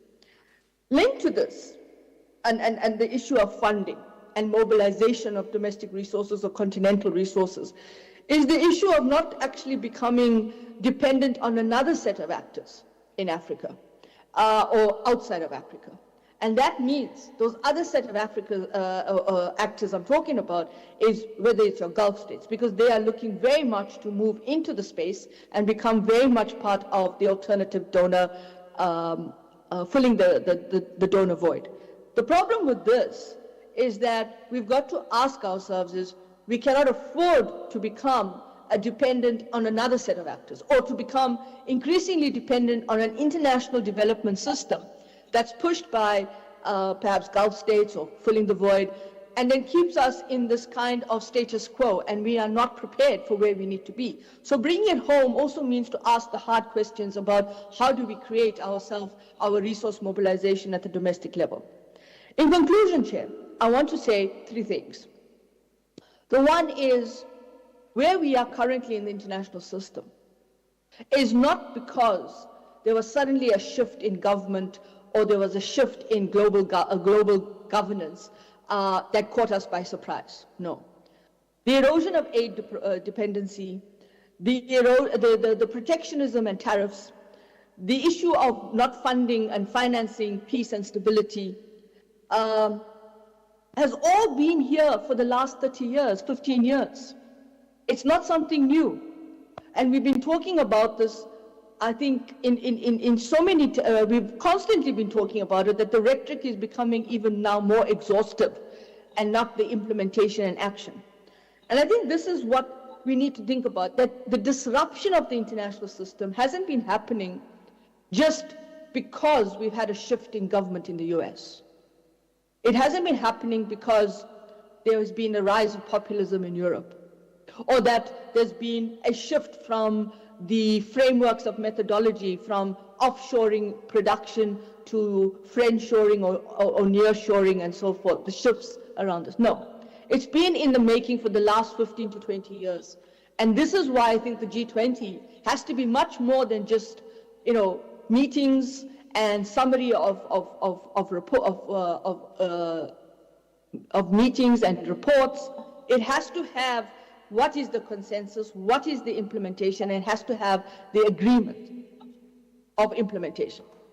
The second point is, in this current architecture of the international system, what is really important to note is that the disruption is happening with an intensity, it's happening at the pace and speed that is inconceivable, it's fast, and it's happening in a particular way.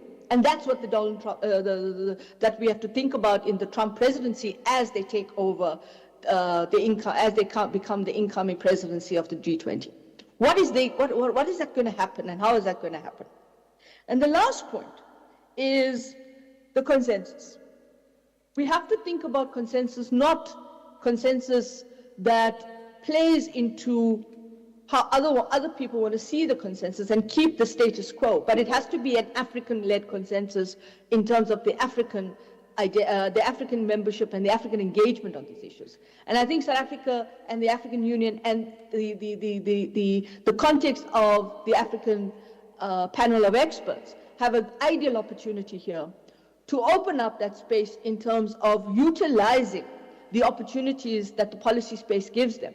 Because nobody knows where we're going to be in the next 6 to 8 months, or where we're going to be in the next 5 to 10 years. But it is the time for bringing it home, is to bring it home in the context of what is Africa's interest, Africa's understanding and consensus, and the opportunities to actually depend on how you want to push the G20, not necessarily to have one particular country that underpins it, but rather the fact that it now represents a bigger, broader set of interests and issues where we have to think about consensus, not in the context of how it has been done previously, but what is the way of getting consensus and agency in the African context. And let me stop here, Chair. Thank you.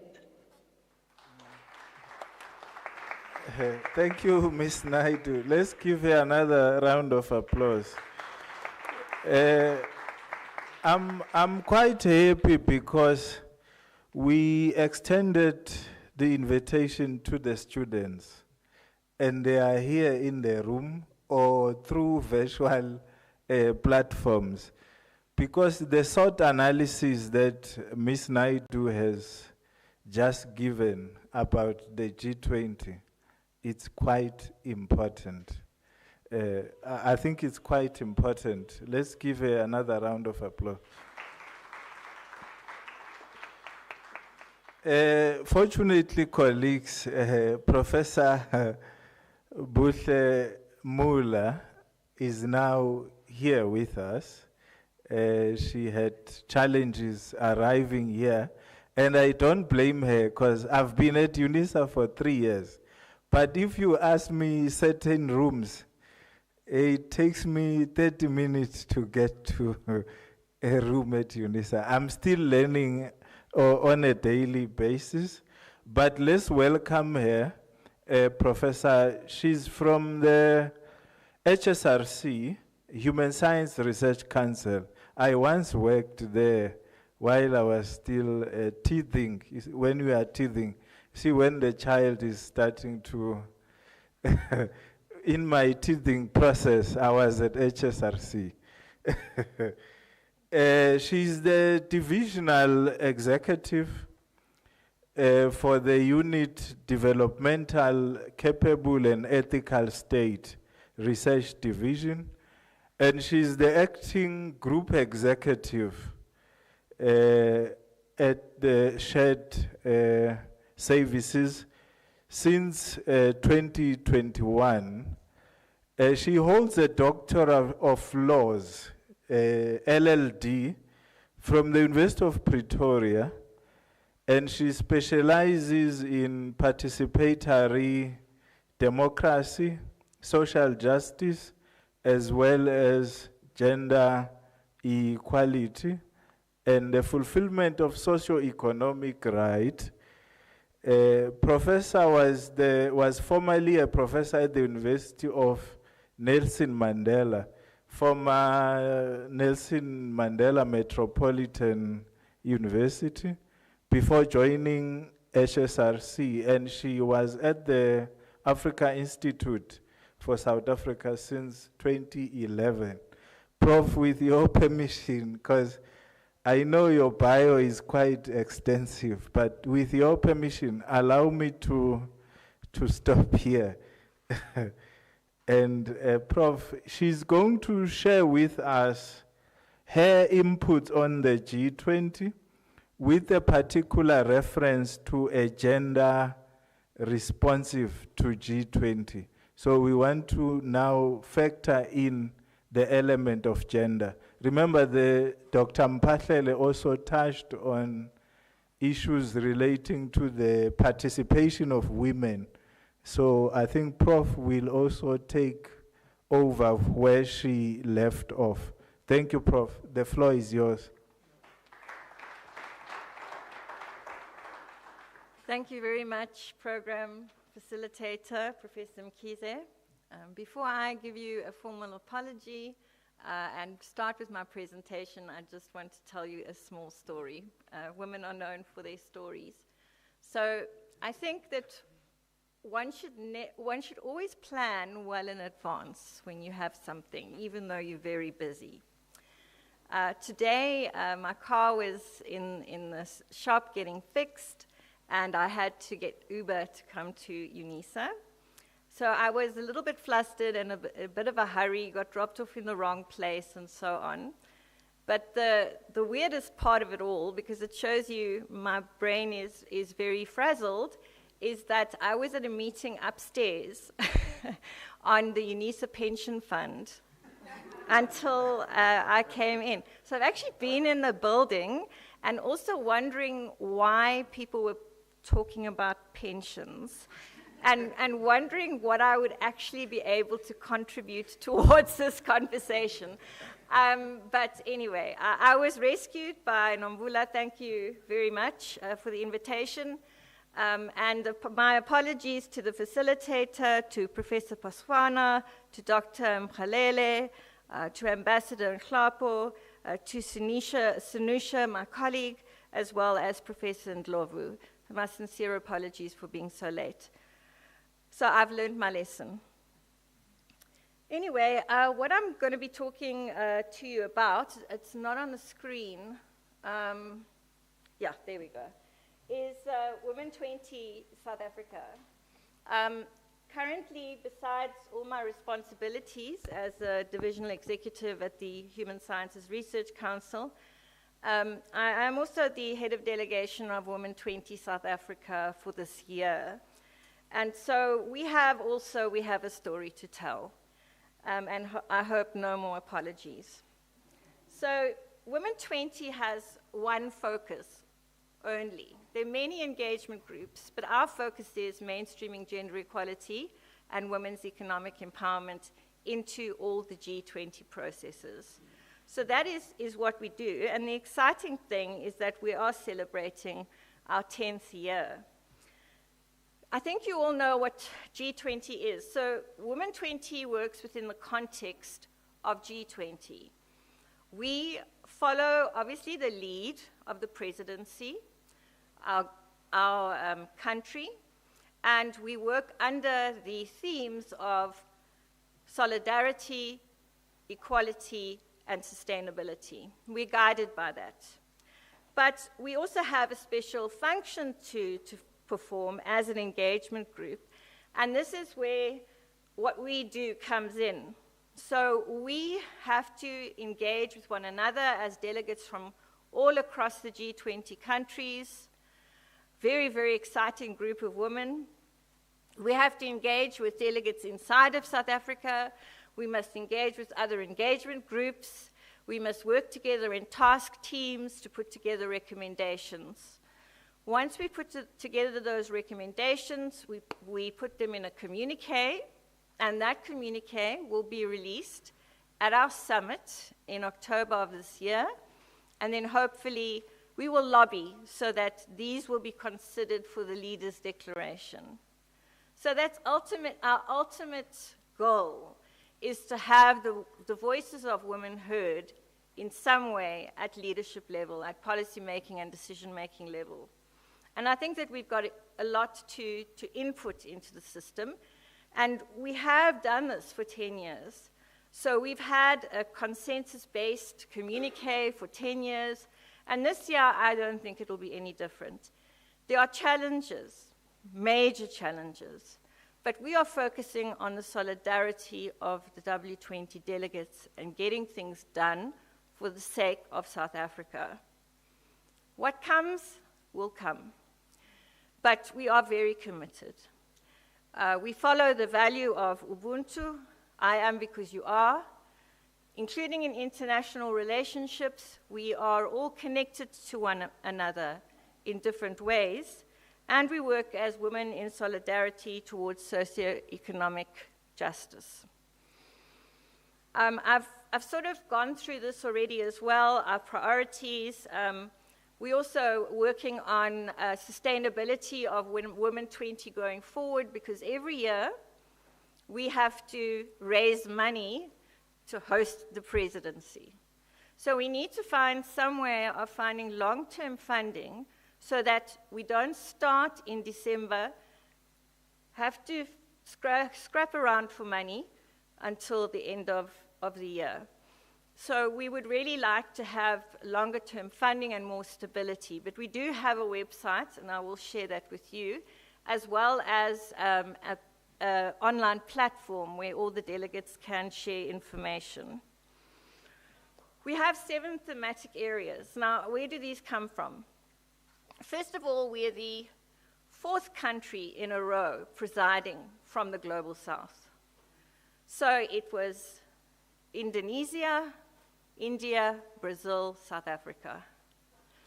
And that really is very special, because we've taken what we've learned from our sisters from the Global South to inform these particular topics that we've chosen to address. We've also spoken to the Department of Women, Youth and Persons with Disabilities, because they run the ministerial track. And actually 3 of their themes coincidentally overlap with ours, and they're busy having a conversation about financial inclusion. I believe at Sun City right now. They're also focusing on the care economy and on gender-based violence and femicide. After a lot of consultation within countries and then between the delegates, we decided that we're going to be as comprehensive as possible this year, and so that's why we have so many topics, but they're all extremely relevant. As you can see, I've mentioned the care economy, financial inclusion, gender-based violence. We have to look at climate justice. We have to look at the issue of health equity for women and girls, as difficult as that is probably going to be going forward. Women, land and agriculture, which received quite a lot of attention during the Indonesian presidency, but then kind of fell off the agenda. So we really believe that because of issues around water and food security, it would be very interesting to do that. So this is about how these things impact women, influence women's lives, and what we can do to improve the policy environment, the legal environment, to make lives better. So ultimately, it is done at a policy level, but we do have outreach programs. Outreach, however, is very expensive. And then our underlying themes, of course, are Africa and disability on the request of the Department of Women. I think you're also quite well aware of the various processes that we go through. There's the events track, which is keeping everybody very busy with 300 meetings this year. There's the Sherpa track, and then what is probably quite important for our purposes is that we are in the social track. So that's important to emphasize, that we are not in the ministerial track. We are an engagement group in the social track of G20. So our delegates comprise of businesswomen, academics, researchers, and people from civil society. So it's a very nice dynamic mix. But you can imagine how complicated that makes everything, because we come from different countries, we come from different cultures, we come from different disciplinary perspectives, and so on. But negotiation, reaching the method of reaching consensus is so important. It is really, I've got goosebumps because I think that people underestimate the importance of people-to-people exchanges. Actually, and then talking to people when they don't agree with you about something, a word, a sentence, to actually have a conversation about it and come to some kind of an agreement. And we managed to do this. I think that that is really phenomenal and very hard work. So that's just myself and the co-chair from the Eastern Cape. And the way that we structure ourselves, we have 7 chairs for the 7 themes that we're working on. They coordinate meetings, they work on the recommendations and so on. And then we have important knowledge partners as well as some sponsors. This is the team, just a very quick depiction of the team as it is now, and we've been working since November of last year. These are the working groups, just to give you an indication. The chair of the working group is South African, the co-chair of the working group is from another W20 country. And this is really based on nominations and expertise. So I'm just going to flip through this. It is on our website. We also have a committee working on the 10-year celebration, which includes a very important piece of research, tracing the impact of Women 20 over the last 10 years. So what have we done? What has gotten into the Leaders' Declaration? Where has it gone from there? Has it been implemented? If so, why not? Has it become part of a legal process? And we are very fortunate to have, excuse me, Women, Business and the Law from the World Bank, as well as the Harvard Kennedy School Women's Alliance Network, who are assisting us with this research because they have really good databases to allow us to trace what is happening in W20 and what has happened. This is just our overall program. We had our launch at the National Research Foundation on the 26th of February. It was very successful, and we were honored to be joined by the Deputy Minister of the Departments of Women, Youth and Disabilities. We are also went to what is called the Commission on the Status of Women in New York. Everybody just assumes that everybody knows what that means. It's really where women from across the world get together and talk about the convention and also the celebration of Beijing plus 30. So it's 30 years since a very large group of women got together in Beijing and signed a declaration saying this is what women want. And if we look back and we see what women want, we're definitely not there yet. And it's been 30 years. So we went to New York and we met up with partners and we had 6 different events that we co-hosted with Italy and some of the other G20 countries. Our inception meeting is from the 21st to the 22nd of May, which is why my mind is going crazy.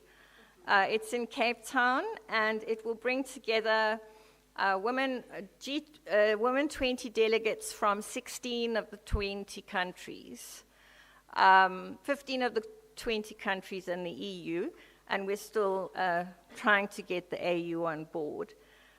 So that is really remarkable for only an inception meeting, because we still have a summit coming in October, and we're quite overwhelmed by the amount of interest. Interestingly enough, including the interest from the delegation from the United States, who's sending all of their delegates to the inception meeting, and who support South Africa's presidency as delegates. Then we will have, we'll do a whole lot of work after that. We'll have our summit in October from the 12th to the 14th. Then I hope that you all know that we're going to have a social summit just before the leaders' summit, where civil society will make its voices known. But of course, that's too late. In a sense, we have to have voices heard right now. It's just a few pictures from our launch. And we have a cartoonist who's going to be depicting all our events throughout the year. And then we'll have something for the end of the year. But you can see we were very honored by the guests who were with us, including one of our former deputy presidents. Okay, so these were the events in CSW, which I'm not going to go to in any detail. That's just a couple of pictures.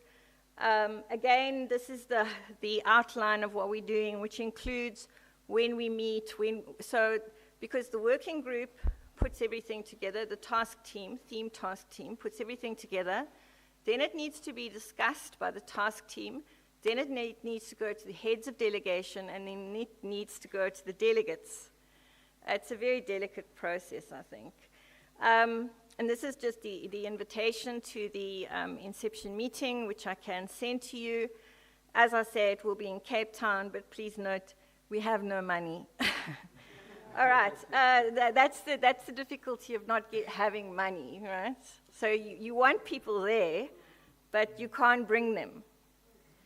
It will also be hybrid, though, so you're welcome to join us online.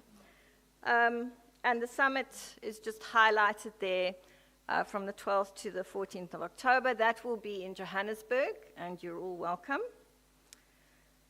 Just ending off with the words of our late president, where he talks about the importance of Ubuntu, not only as an African or a South African philosophy or value, but also as a universal, an international value. So, I mean, our first president was, democratic president, was always happy to be friends with everyone. And that was his policy. And that was based very much on the value and philosophy of Ubuntu. So I want to thank everyone, and the website address is at the bottom of the slide if you're interested in taking a look at our website. I just want to end by saying that this is a difficult year to talk about gender equality and women's economic empowerment. In actual fact, there is a recommendation that's been given to all the G20 working groups and engagement groups not to use the term gender equality. So women's empowerment or women's economic empowerment is fine, but gender equality is preferably not to be used. That's just one example. There's a lot of others. Talking about women's sexual and reproductive rights is basically off the table. And the question is, how much do we compromise? How much do we stand firm? and then we just let it go? Those are the kinds of difficult questions.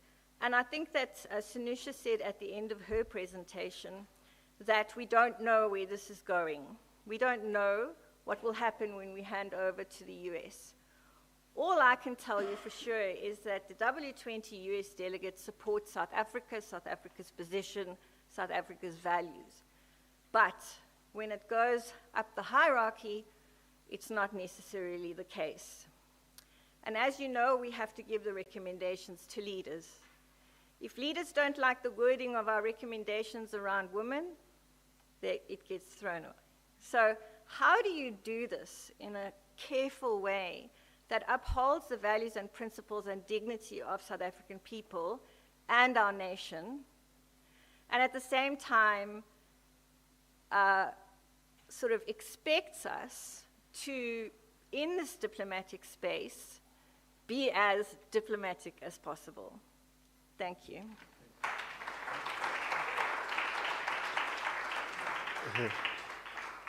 Thank you so much, Prof. I think your presentation complements the one of Dr. Mpahlele. The reason being, you've touched on a very important point, like the policy and legal environment. You would remember, colleagues, that interventions that are not driven by people who are directly affected are not usually effective. So in this case, what the professor is telling us is that the voices of women should be heard. In other words, each and every initiative that is meant to support, empower women should be led by women themselves. So as men, can't we take a back seat? It's just a polite request. It's not meant to cause any controversy. Prof, thank you for concluding this with your very eloquent and persuasive what you call presentation. We've come to the item questions and answer sessions. What I want us to do, in the interest of time, if we ask a question, let's just indicate who we are and then ask the question and not give the background or the context to your question. It's a polite plea again. And also, please tell us who the question is directed to amongst the speakers, so that it's also clear on their side, so that they can take down the questions while they are preparing for your answers. So what I will do, I will take the first round of 5 questions. And then if the time permits, of which I think it will if we don't give a context and a background. So let me take the first round of 5 questions, and then we will move to the second round. By show of hand, I see a colleague at the back, and then the second one, I see a gentleman. So in other words, you are number 1, you are number 2, you are number 3, you are number 4. Who is the 5th one? Yeah, the 5th one. In that order, please. Good day, everyone. My name is Kayla Maziz Induna, International Relations Student Chair at UNISA. To start off, directed to the TM school, please do better. We can't always be saying the same thing when it comes to these invites that you guys send us, because you always repeat the same statement, in the interest of time, in the interest of time. Please allow people enough time to engage and have meaningful dialogues. You can't always invite us here then when it's time to engage with you guys, you say, in the interest of time, we're 1, 2, 3, 4, 5. So please do better regarding that. Then I'll try and be quick as possible. Chair, please don't mislead us when you speak about the representation of youth or young people in this space. It's always very, it's bad, to use a better word. Youth or young people do not have access to these spaces and are underrepresented. And just to summarize what I'm trying to say, the measure of an economy is in the strength of its youth. Young people need to be part of these engagements. It is very important that young people are part of these engagements. Sorry for wasting time on the background of that. With the G20, the TM school and the South African government needs to redirect their energy and focus their attention on SADC.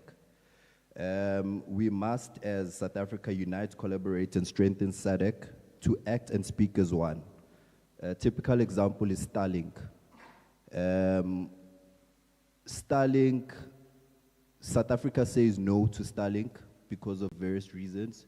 Then, just using an example, Zimbabwe says yes, Lesotho says no, Burkina Faso says yes. It defeats the whole purpose of unity in Africa.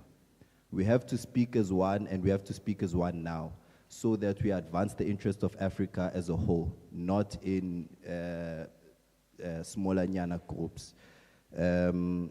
Also with, to add to that, the SADC part, we really have to unite SADC, because if we don't unite SADC, then we will not reach out in terms of our influence to the rest of Africa. If Zimbabwe, for example, has the best education and South Africa has the worst education, then we have to go to Zimbabwe and ask how do they do 1, 2, 3, 4, 5, so that we get better understanding and grow the rest of SADC. Lastly, the Berlin Conference is well and alive. It's something that people must know. The Berlin Conference is well and alive, and China and Russia are not our friends. And this might anger communists. My brother, I'm not trying to cut you. With all due respect, Yes. as a chair, I've been given powers to dictate how this train must go. So, with your permission, I want you to respect that. Okay. And allow other speakers to ask questions. Okay. So this is, let me just kill it here. This is not a question, but a comment on the G20 part. I need us to, okay, anyone can answer it. I need us to advance South Africa's interest when it comes to the G20. Can someone tell me how we have a plan on advancing our interest when it comes to a few matters like VW Polo? Costs the most in South Africa, but it is assembled and it is made here in South Africa. Likewise with China flocking our markets with these Chinese cars, but they are not building plants and employing our people. And at the heart of our interest, we have unemployment, which is number one in the interest of the country. Thank you. Let's try to be considerate.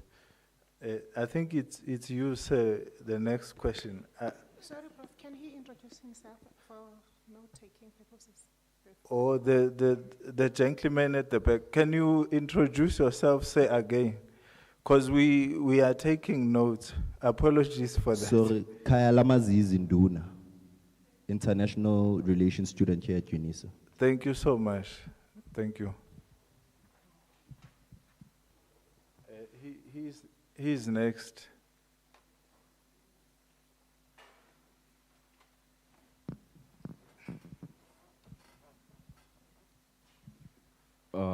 Thank you very much, Chair. My name is Mwawani Junior from the University of Pretoria.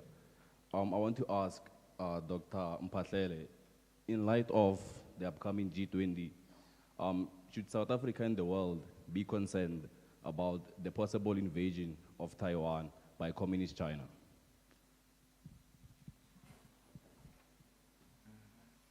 Thank you. That was very short and sweet. I didn't want to give the background context. Okay, I think the third speaker is the gentleman sitting there.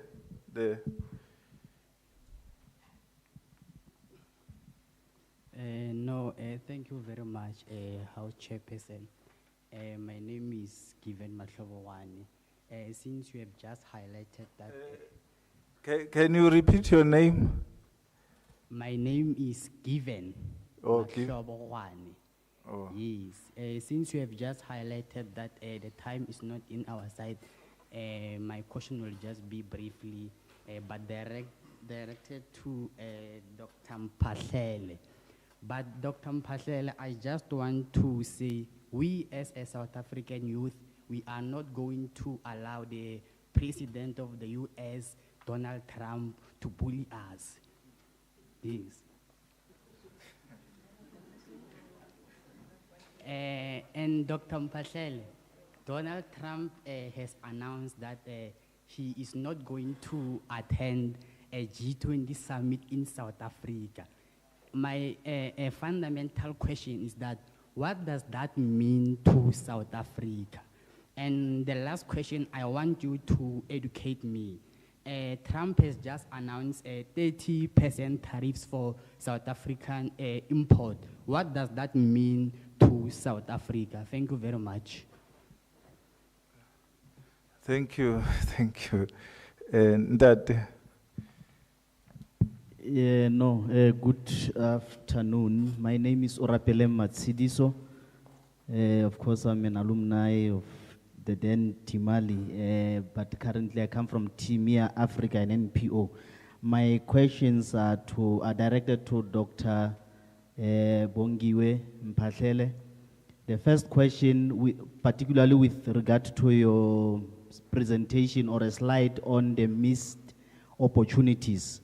Don't you think that also one of the missed opportunities for Africa is with regard to strengthening its relationship with the CARICOM or Caribbean communities, particularly using the CARICOM annual summit as one of the strategy to strengthen the relationship, to increase the voice of those particular two regions because they've got a shared history.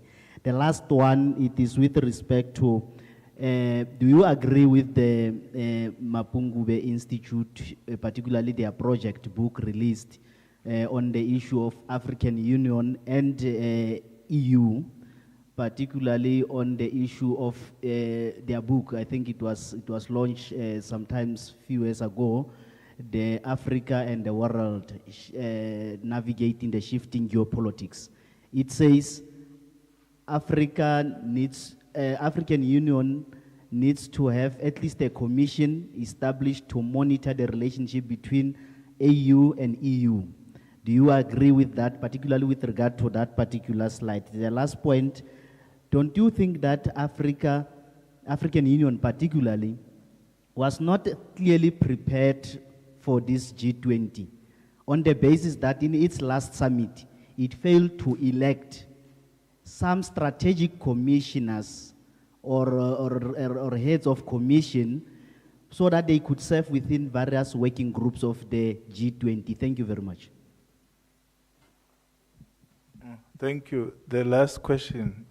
Thank you very much to the presenters in insightful seminar conference. So it's David Ngubuka, UNISA sabbatical, SRC residence researcher, Prof. Nenia. Hi.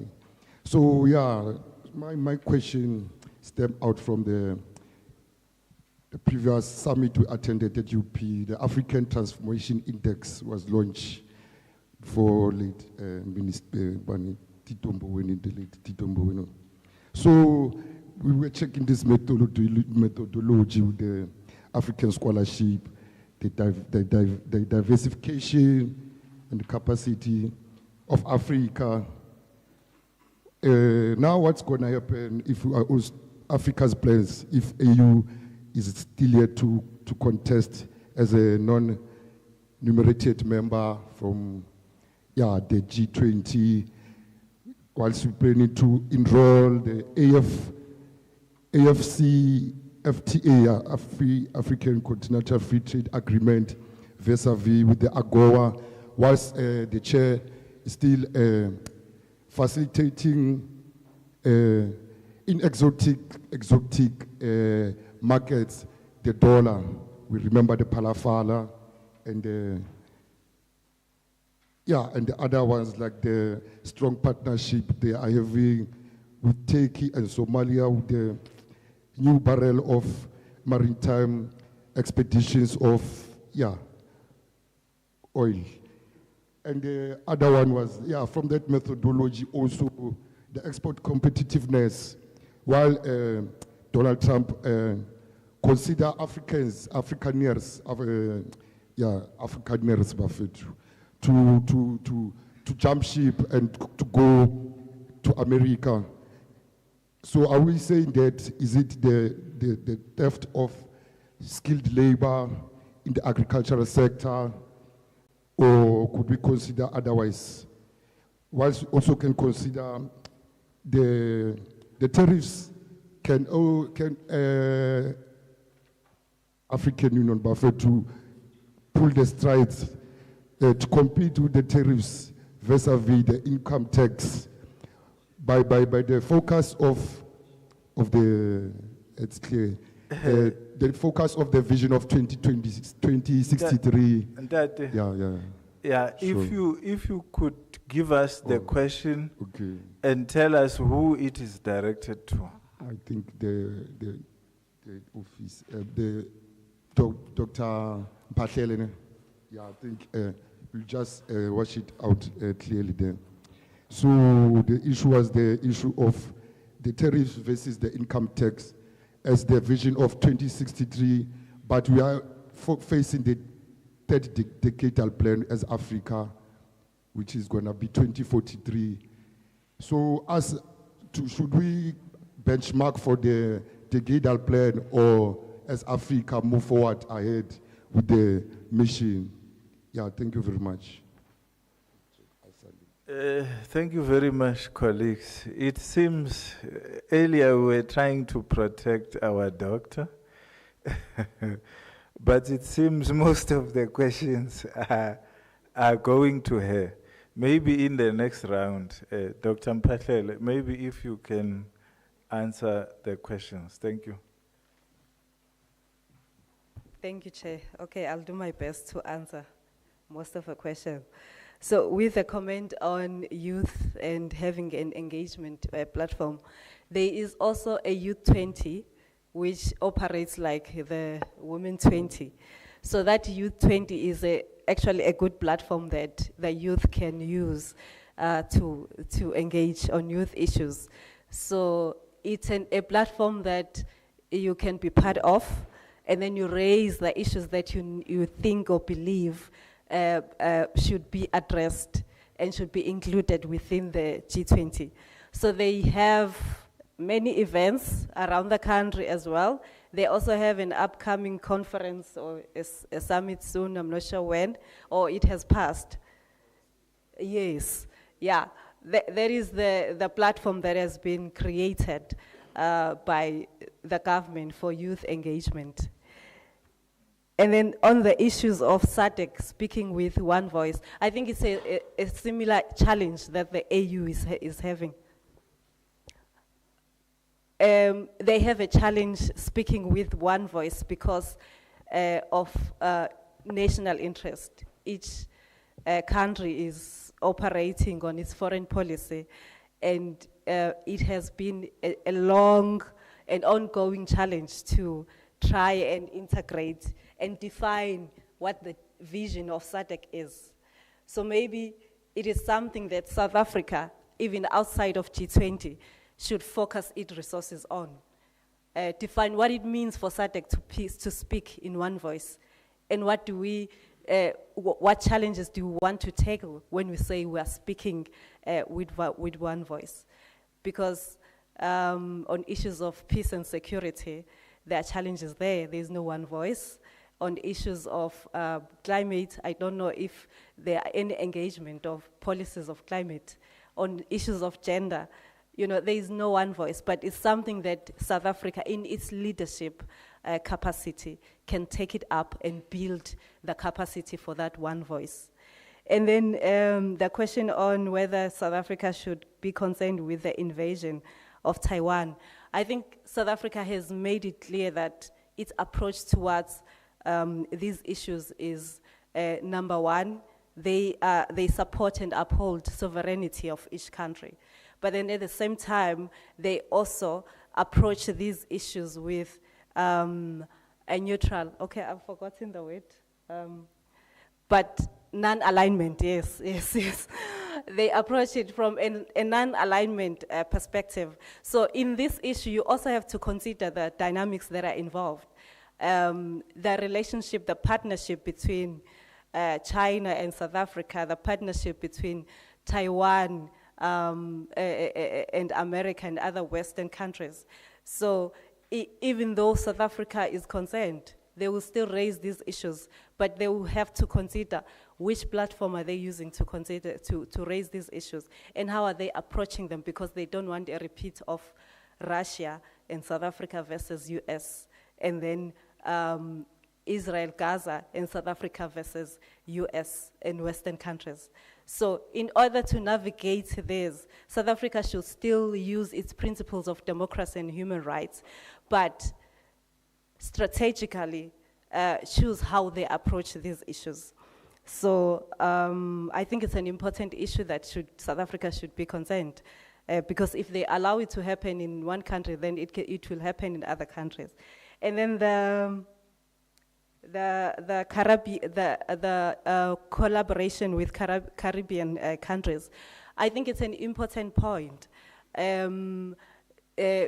Integrating with countries within the continent, collaborating with countries in South America, especially the Caribbeans, who have a connection, a historical connection with South Africa and countries in the continent. However, the main issue, especially on economic development and sustainable development, is financing. Maybe we should go back to the issue that Sanusha raised. How do we then mobilize finances within these countries, the global South countries? Because the main reason that South Africa is going to the North often, it's because of financing. So maybe it's time we ask ourselves whether there is another way or another platform that we can raise funds to support development objectives. And then lastly, on whether the AU is prepared.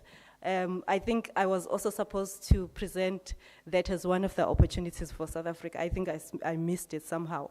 But my question on this, when I was preparing this presentation, was that whether the AU has a vision for its G20. Does the AU know what they want to achieve through the G20?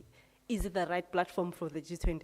And if the AU has a clear and strategical vision of what they want to achieve through the G20, then South Africa should use this as an opportunity and empower the AU to have a voice and establish itself, have the systems, and also have the ability to maneuver and form coalitions without this forum, so that they are able to raise their issues and also establish themselves as a competitive and a strategical actor within the AU. However, if there isn't a united voice, if there isn't a vision, then it will be difficult even for South Africa to assist on that. I think I'll stop there for now.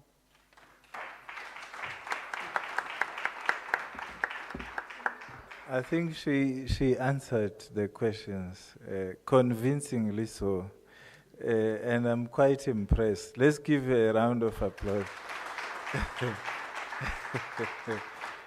Let me, because I see Prof. Lowy keeps looking at me, but let me maybe take one or two questions, very short.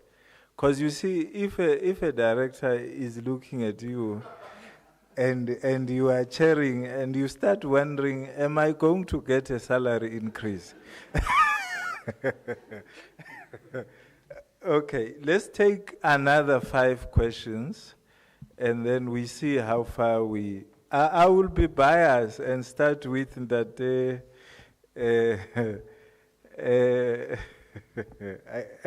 apologies, I forgot the surname.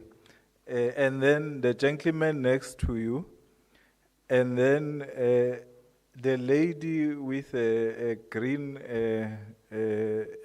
blazer, and then my friend, let me take others. Then, if the time allows, I will come to you, and then I will come to you as number 4.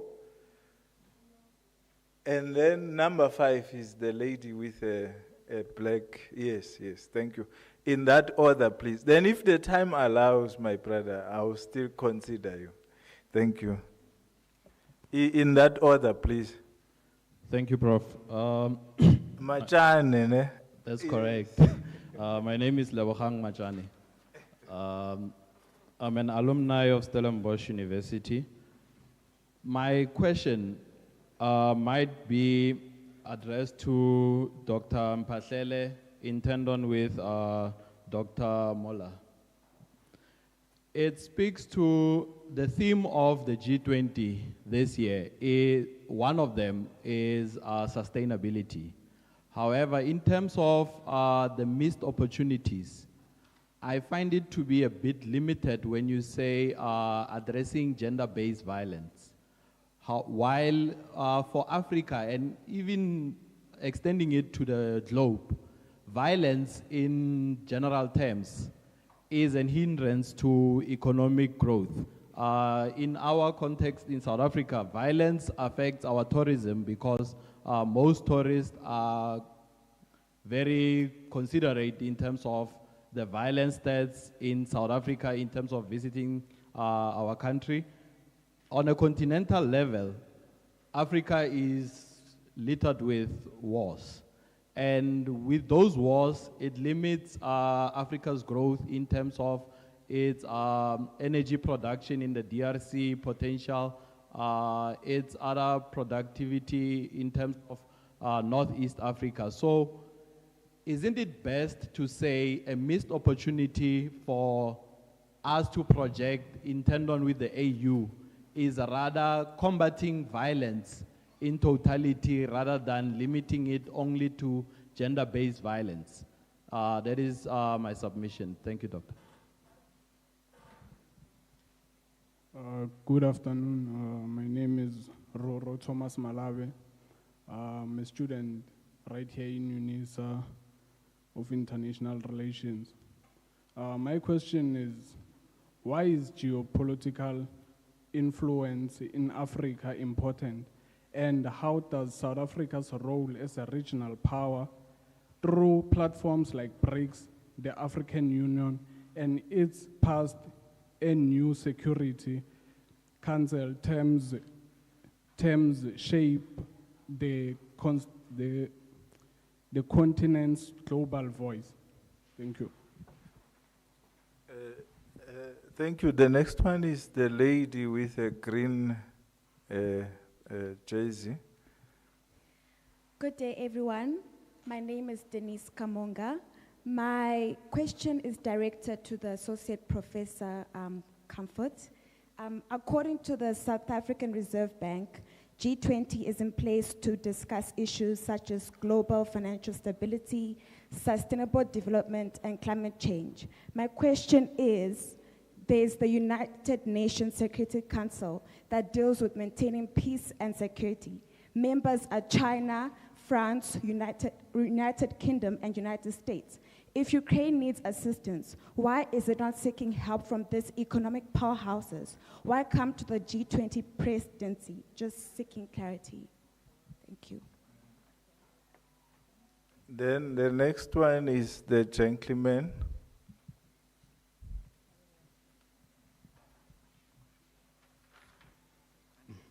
Thank you very much. My name is Pierre Lokanye. I'm a TUT alumni. So, but I'll be part of the TM school from June to December with good governance in Africa. So just I want to add, it's not a question per se, I want to add to Professor Mula that the reason why we have so many conflicts is because of two egos of men. In most cases, you find out the way it's happening in Sudan. Two leaders who are fighting each other, which are men. I think that it's time that maybe we give women time to lead as president. I just want to add to that. Thank you with that submission. We need change. There is an organization that I'm not going to mention. It's been in existence for more than 100 years.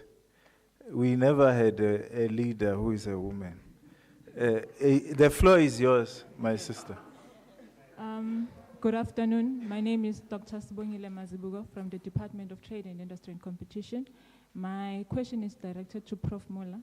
How is the G20 positioning itself and what South Africa is doing in terms of the JET PMU, which is the Just Energy Transition Program or plan from 2023 to 2030, and considering what is currently happening now in Mpumalanga? Thank you. Thank you for the short and swift questions. Let me allow the speakers, because I see most of the questions again were going to Dr. Mpatlele and Professor Mula. So I would allow them to answer. Maybe let's start with the professor to share her thoughts, and then allow Dr. Mpatlele to come in. Thank you very much for the insightful comments and questions. I also noticed that the women's questions were shorter. So they want others' voices to be heard. And I think that's something that happens in meetings that is perhaps unfortunate. You know, somebody stands up and says, what about our representation? But it's only him talking and no one else. So I do think that women make a big difference in terms of leadership, and there is actually a lot of research around women's leadership and the growth of economies. And I think that's something that you should actually study, because it is a very convincing, not only argument, it's evidence that convinces that if women are empowered within the society, that society does better economically. The GDP increases. And I'm not lying, it's true. So the position of not wanting to talk about gender equality is a bit, I think, misguided. With regards to the issue of gender-based violence or just violence in Africa, I think we do need to consider that people live at certain intersections. And at those intersections, they experience things with more difficulty or less difficulty. So we're talking about vulnerability and marginalization. So we have the intersection of gender, race, and class. That is the most vulnerable intersection to be living at in the world today. So we can't ignore gender-based violence and femicide because men also die or men also get hurt. That's a false argument. It's detracting from the importance of women and women's experiences, which are different from men. And women still are the poorest people on the planet and suffer the most from violence. And then lastly, the just energy transition. Women 20 is taking the position that we are going to make recommendations around the just energy transition. There was some arguments around the word just in the term just energy transition, but we have managed to convince the other Women 20 delegates that we will be referring to it as the just energy transition. And if you want any more information about what we're talking about, you're welcome to contact me. Thanks. Thank you, Prof. Doctor, you may come. Okay, I want to apologize. I didn't get some of the questions because the audio was not so good. But I will try and respond to those I captured. The comment about expanding the violence issue instead of limiting it to GBV and speak on violence in general, I agree. I think we can expand the research to that. I mean, the cost of violence in the continent is huge. If we look at Mozambique right now, the part of Cabo that is affected by violence doesn't have any tourists that are visiting there. You know, the economy there is almost dead, if it's not dead. So I agree. The cost of violence in this continent is huge. And then there was a question about why they are using G20 and not other. I'm not sure if I captured that correctly, but I think because G20 is made up of powerful economies, both from the developed and from developing countries. And as I indicated, they both make 85% of the global GDP and 75% of the other things. So that is important, and people, members in the G20, they volunteer to commit to support and contribute whatever the leaders agree on. So it can be a group of people who agree to support something like digital public infrastructure in India because it's something that they are interested in. So it's an important platform. It also was a platform that was used to get the target for the SDGs in 2015, I believe. So it's easier to get support within that block. Also, the individual or bilateral engagement is important, but having a cooperation at that platform is very much useful, and it's easier to get support from that platform. I didn't get the question on geopolitics. Maybe Kabazela, you can help me. Who asked about the geopolitics, if I may, or the gentleman at the back? If you could quickly repeat, please.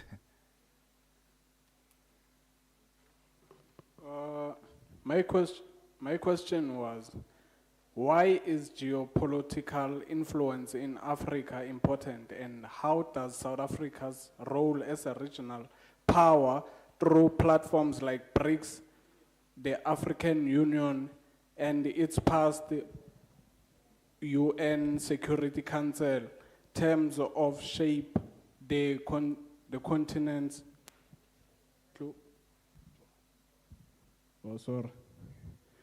my question was, why is geopolitical influence in Africa important, and how does South Africa's role as a regional power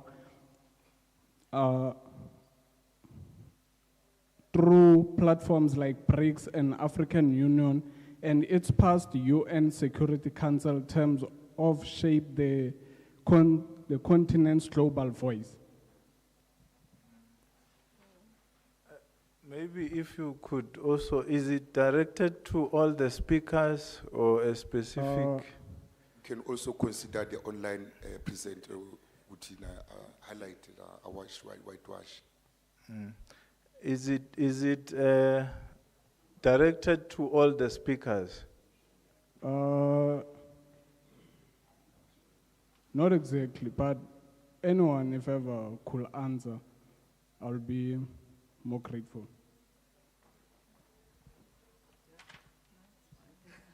Okay, I'll try and answer it.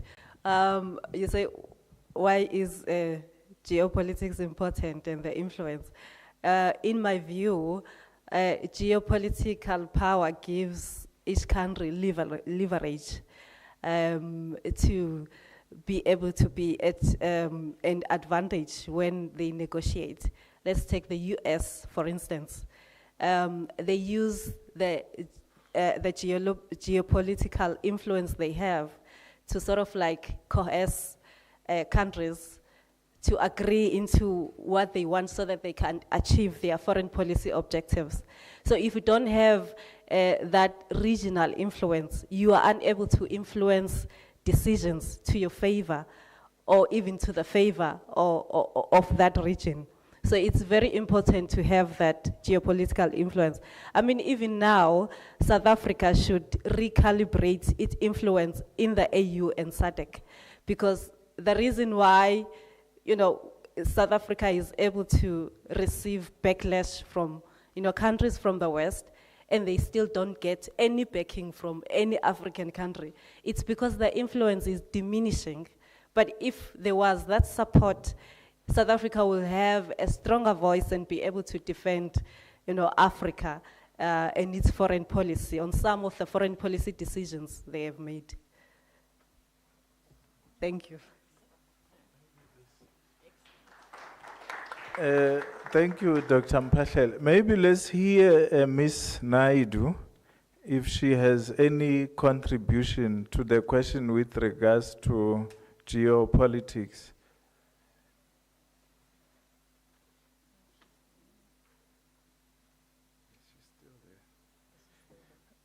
Is she still there?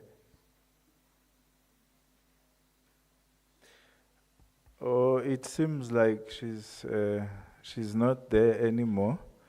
But there was also a question with regards to the Reserve Bank going to the north, not to the. I think what Serusha Naidu said earlier with regards to the debt burden that African countries are currently faced with, and what the Ambassador Nhlapo indicated when he was talking about the structural adjustment programs and the impact they had in Africa in cutting public expenditure, devaluation of currency, and so on. So in other words, if you check, and if you've read Professor Akpori, I think he's at UCT, he does say that what also weakens Africa's bargaining power is because we rely on external partners. So hence in my introduction, I also indicated that Madam Dean, when we had an annual lecture on Miriam Makeba, he said, we must stop going to the north. Let's find a way to help ourselves. Because if we keep going to the north, where is this debt burden? Because if you check even the South African budget, we keep servicing the debt. We can't even pay for service, for important infrastructural challenges that we are facing. I think, I know that there were going to be more questions, but we can take this discussion. This discussion shouldn't end here. But if we want further clarity to the speakers, you can just let us know, and then you can get more information. And apologies for starting late once again, colleagues. I think now I must allow my director for research, Professor Ndlovu, to come and give us the closing remarks. But before the professor comes, let's give a round of applause to all the questions that were asked. The questions were quite intellectually stimulating and challenging as well. So, but I'm happy that my speakers were equal to the task. Let's give them a round of applause. Okay, Professor Ndlovu, the floor is yours, sir. Thank you.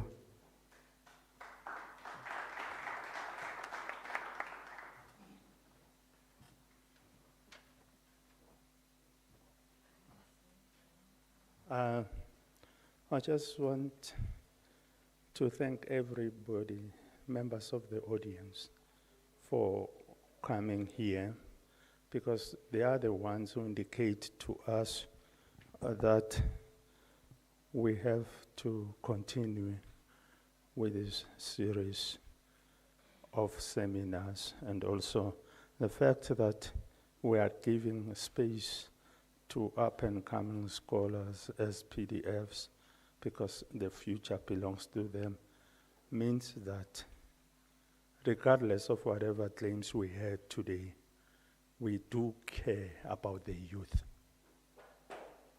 as future scholars. So whatever we had, we don't know where that is from. That is why we've created this platform. And we're quite also happy that we also give them an opportunity to engage with seasoned scholars, like my colleague from the HSRC, and also like Ambassador Ntlapo. It's just unfortunate that he had been caught up in terms of preparing for a funeral of a colleague, of a fellow ambassador, and that is Ambassador Supamuloi.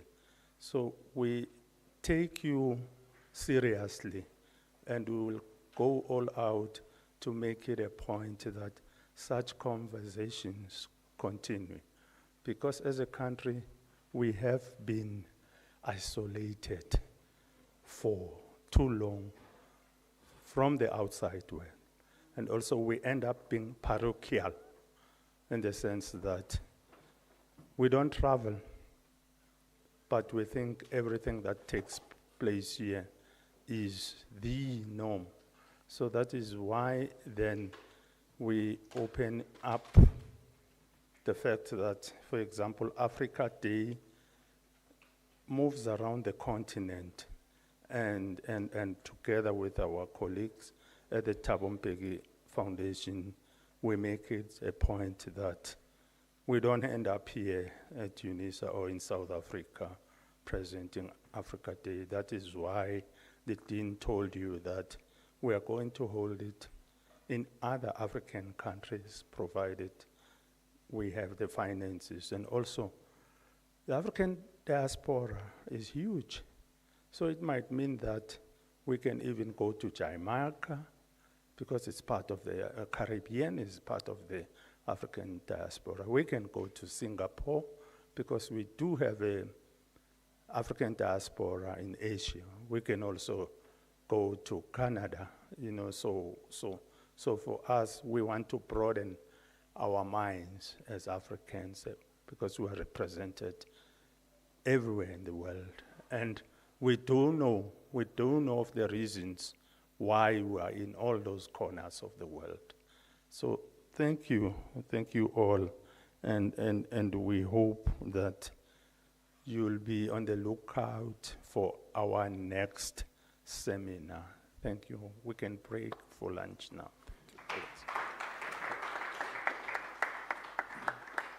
Thank you, Prof, for those inspiring and reinvigorating words.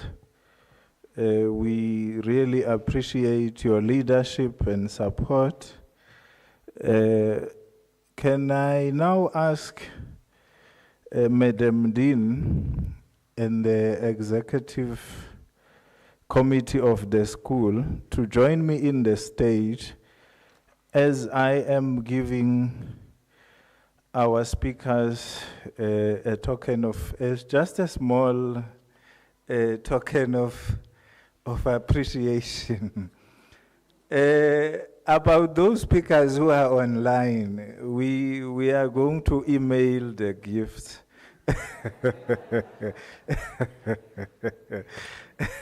So, but fortunately the professor is here with us. Can I ask the executive committee also?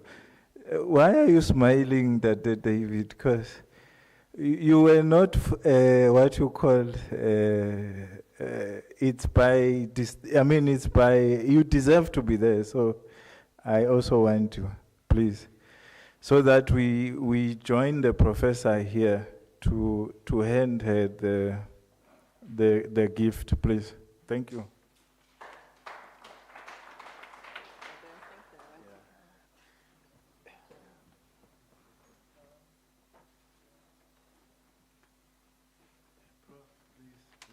Oh, that's right. Okay.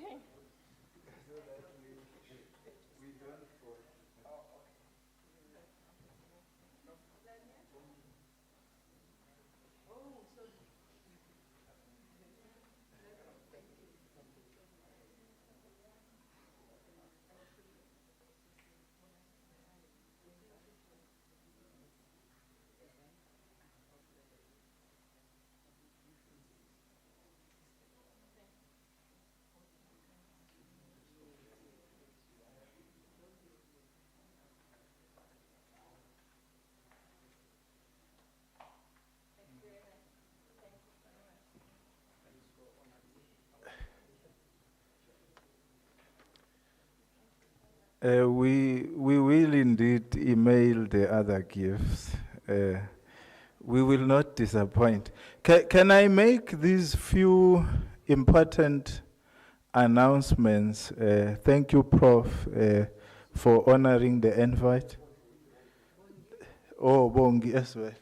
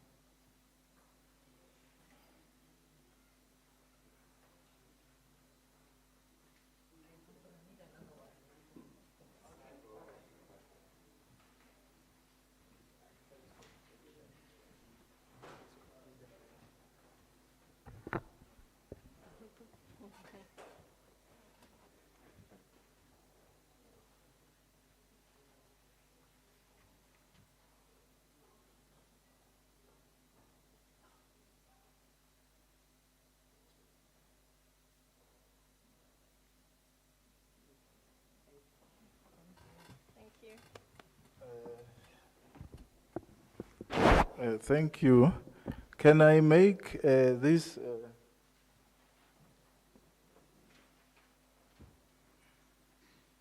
A few important announcements before we disembark. You know, the pilot normally says, before you disembark, make sure your bags and because they might have shifted as we were airborne. Make sure that you get all your belongings. Can I ask the VIPs from embassies to go out first with our panelists and professors? Then we can all join thereafter.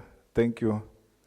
Let's allow the embassies and then the panelists and then the colleagues from the school to leave first, and then we all leave. Thank you. Thank you so much. And sorry about getting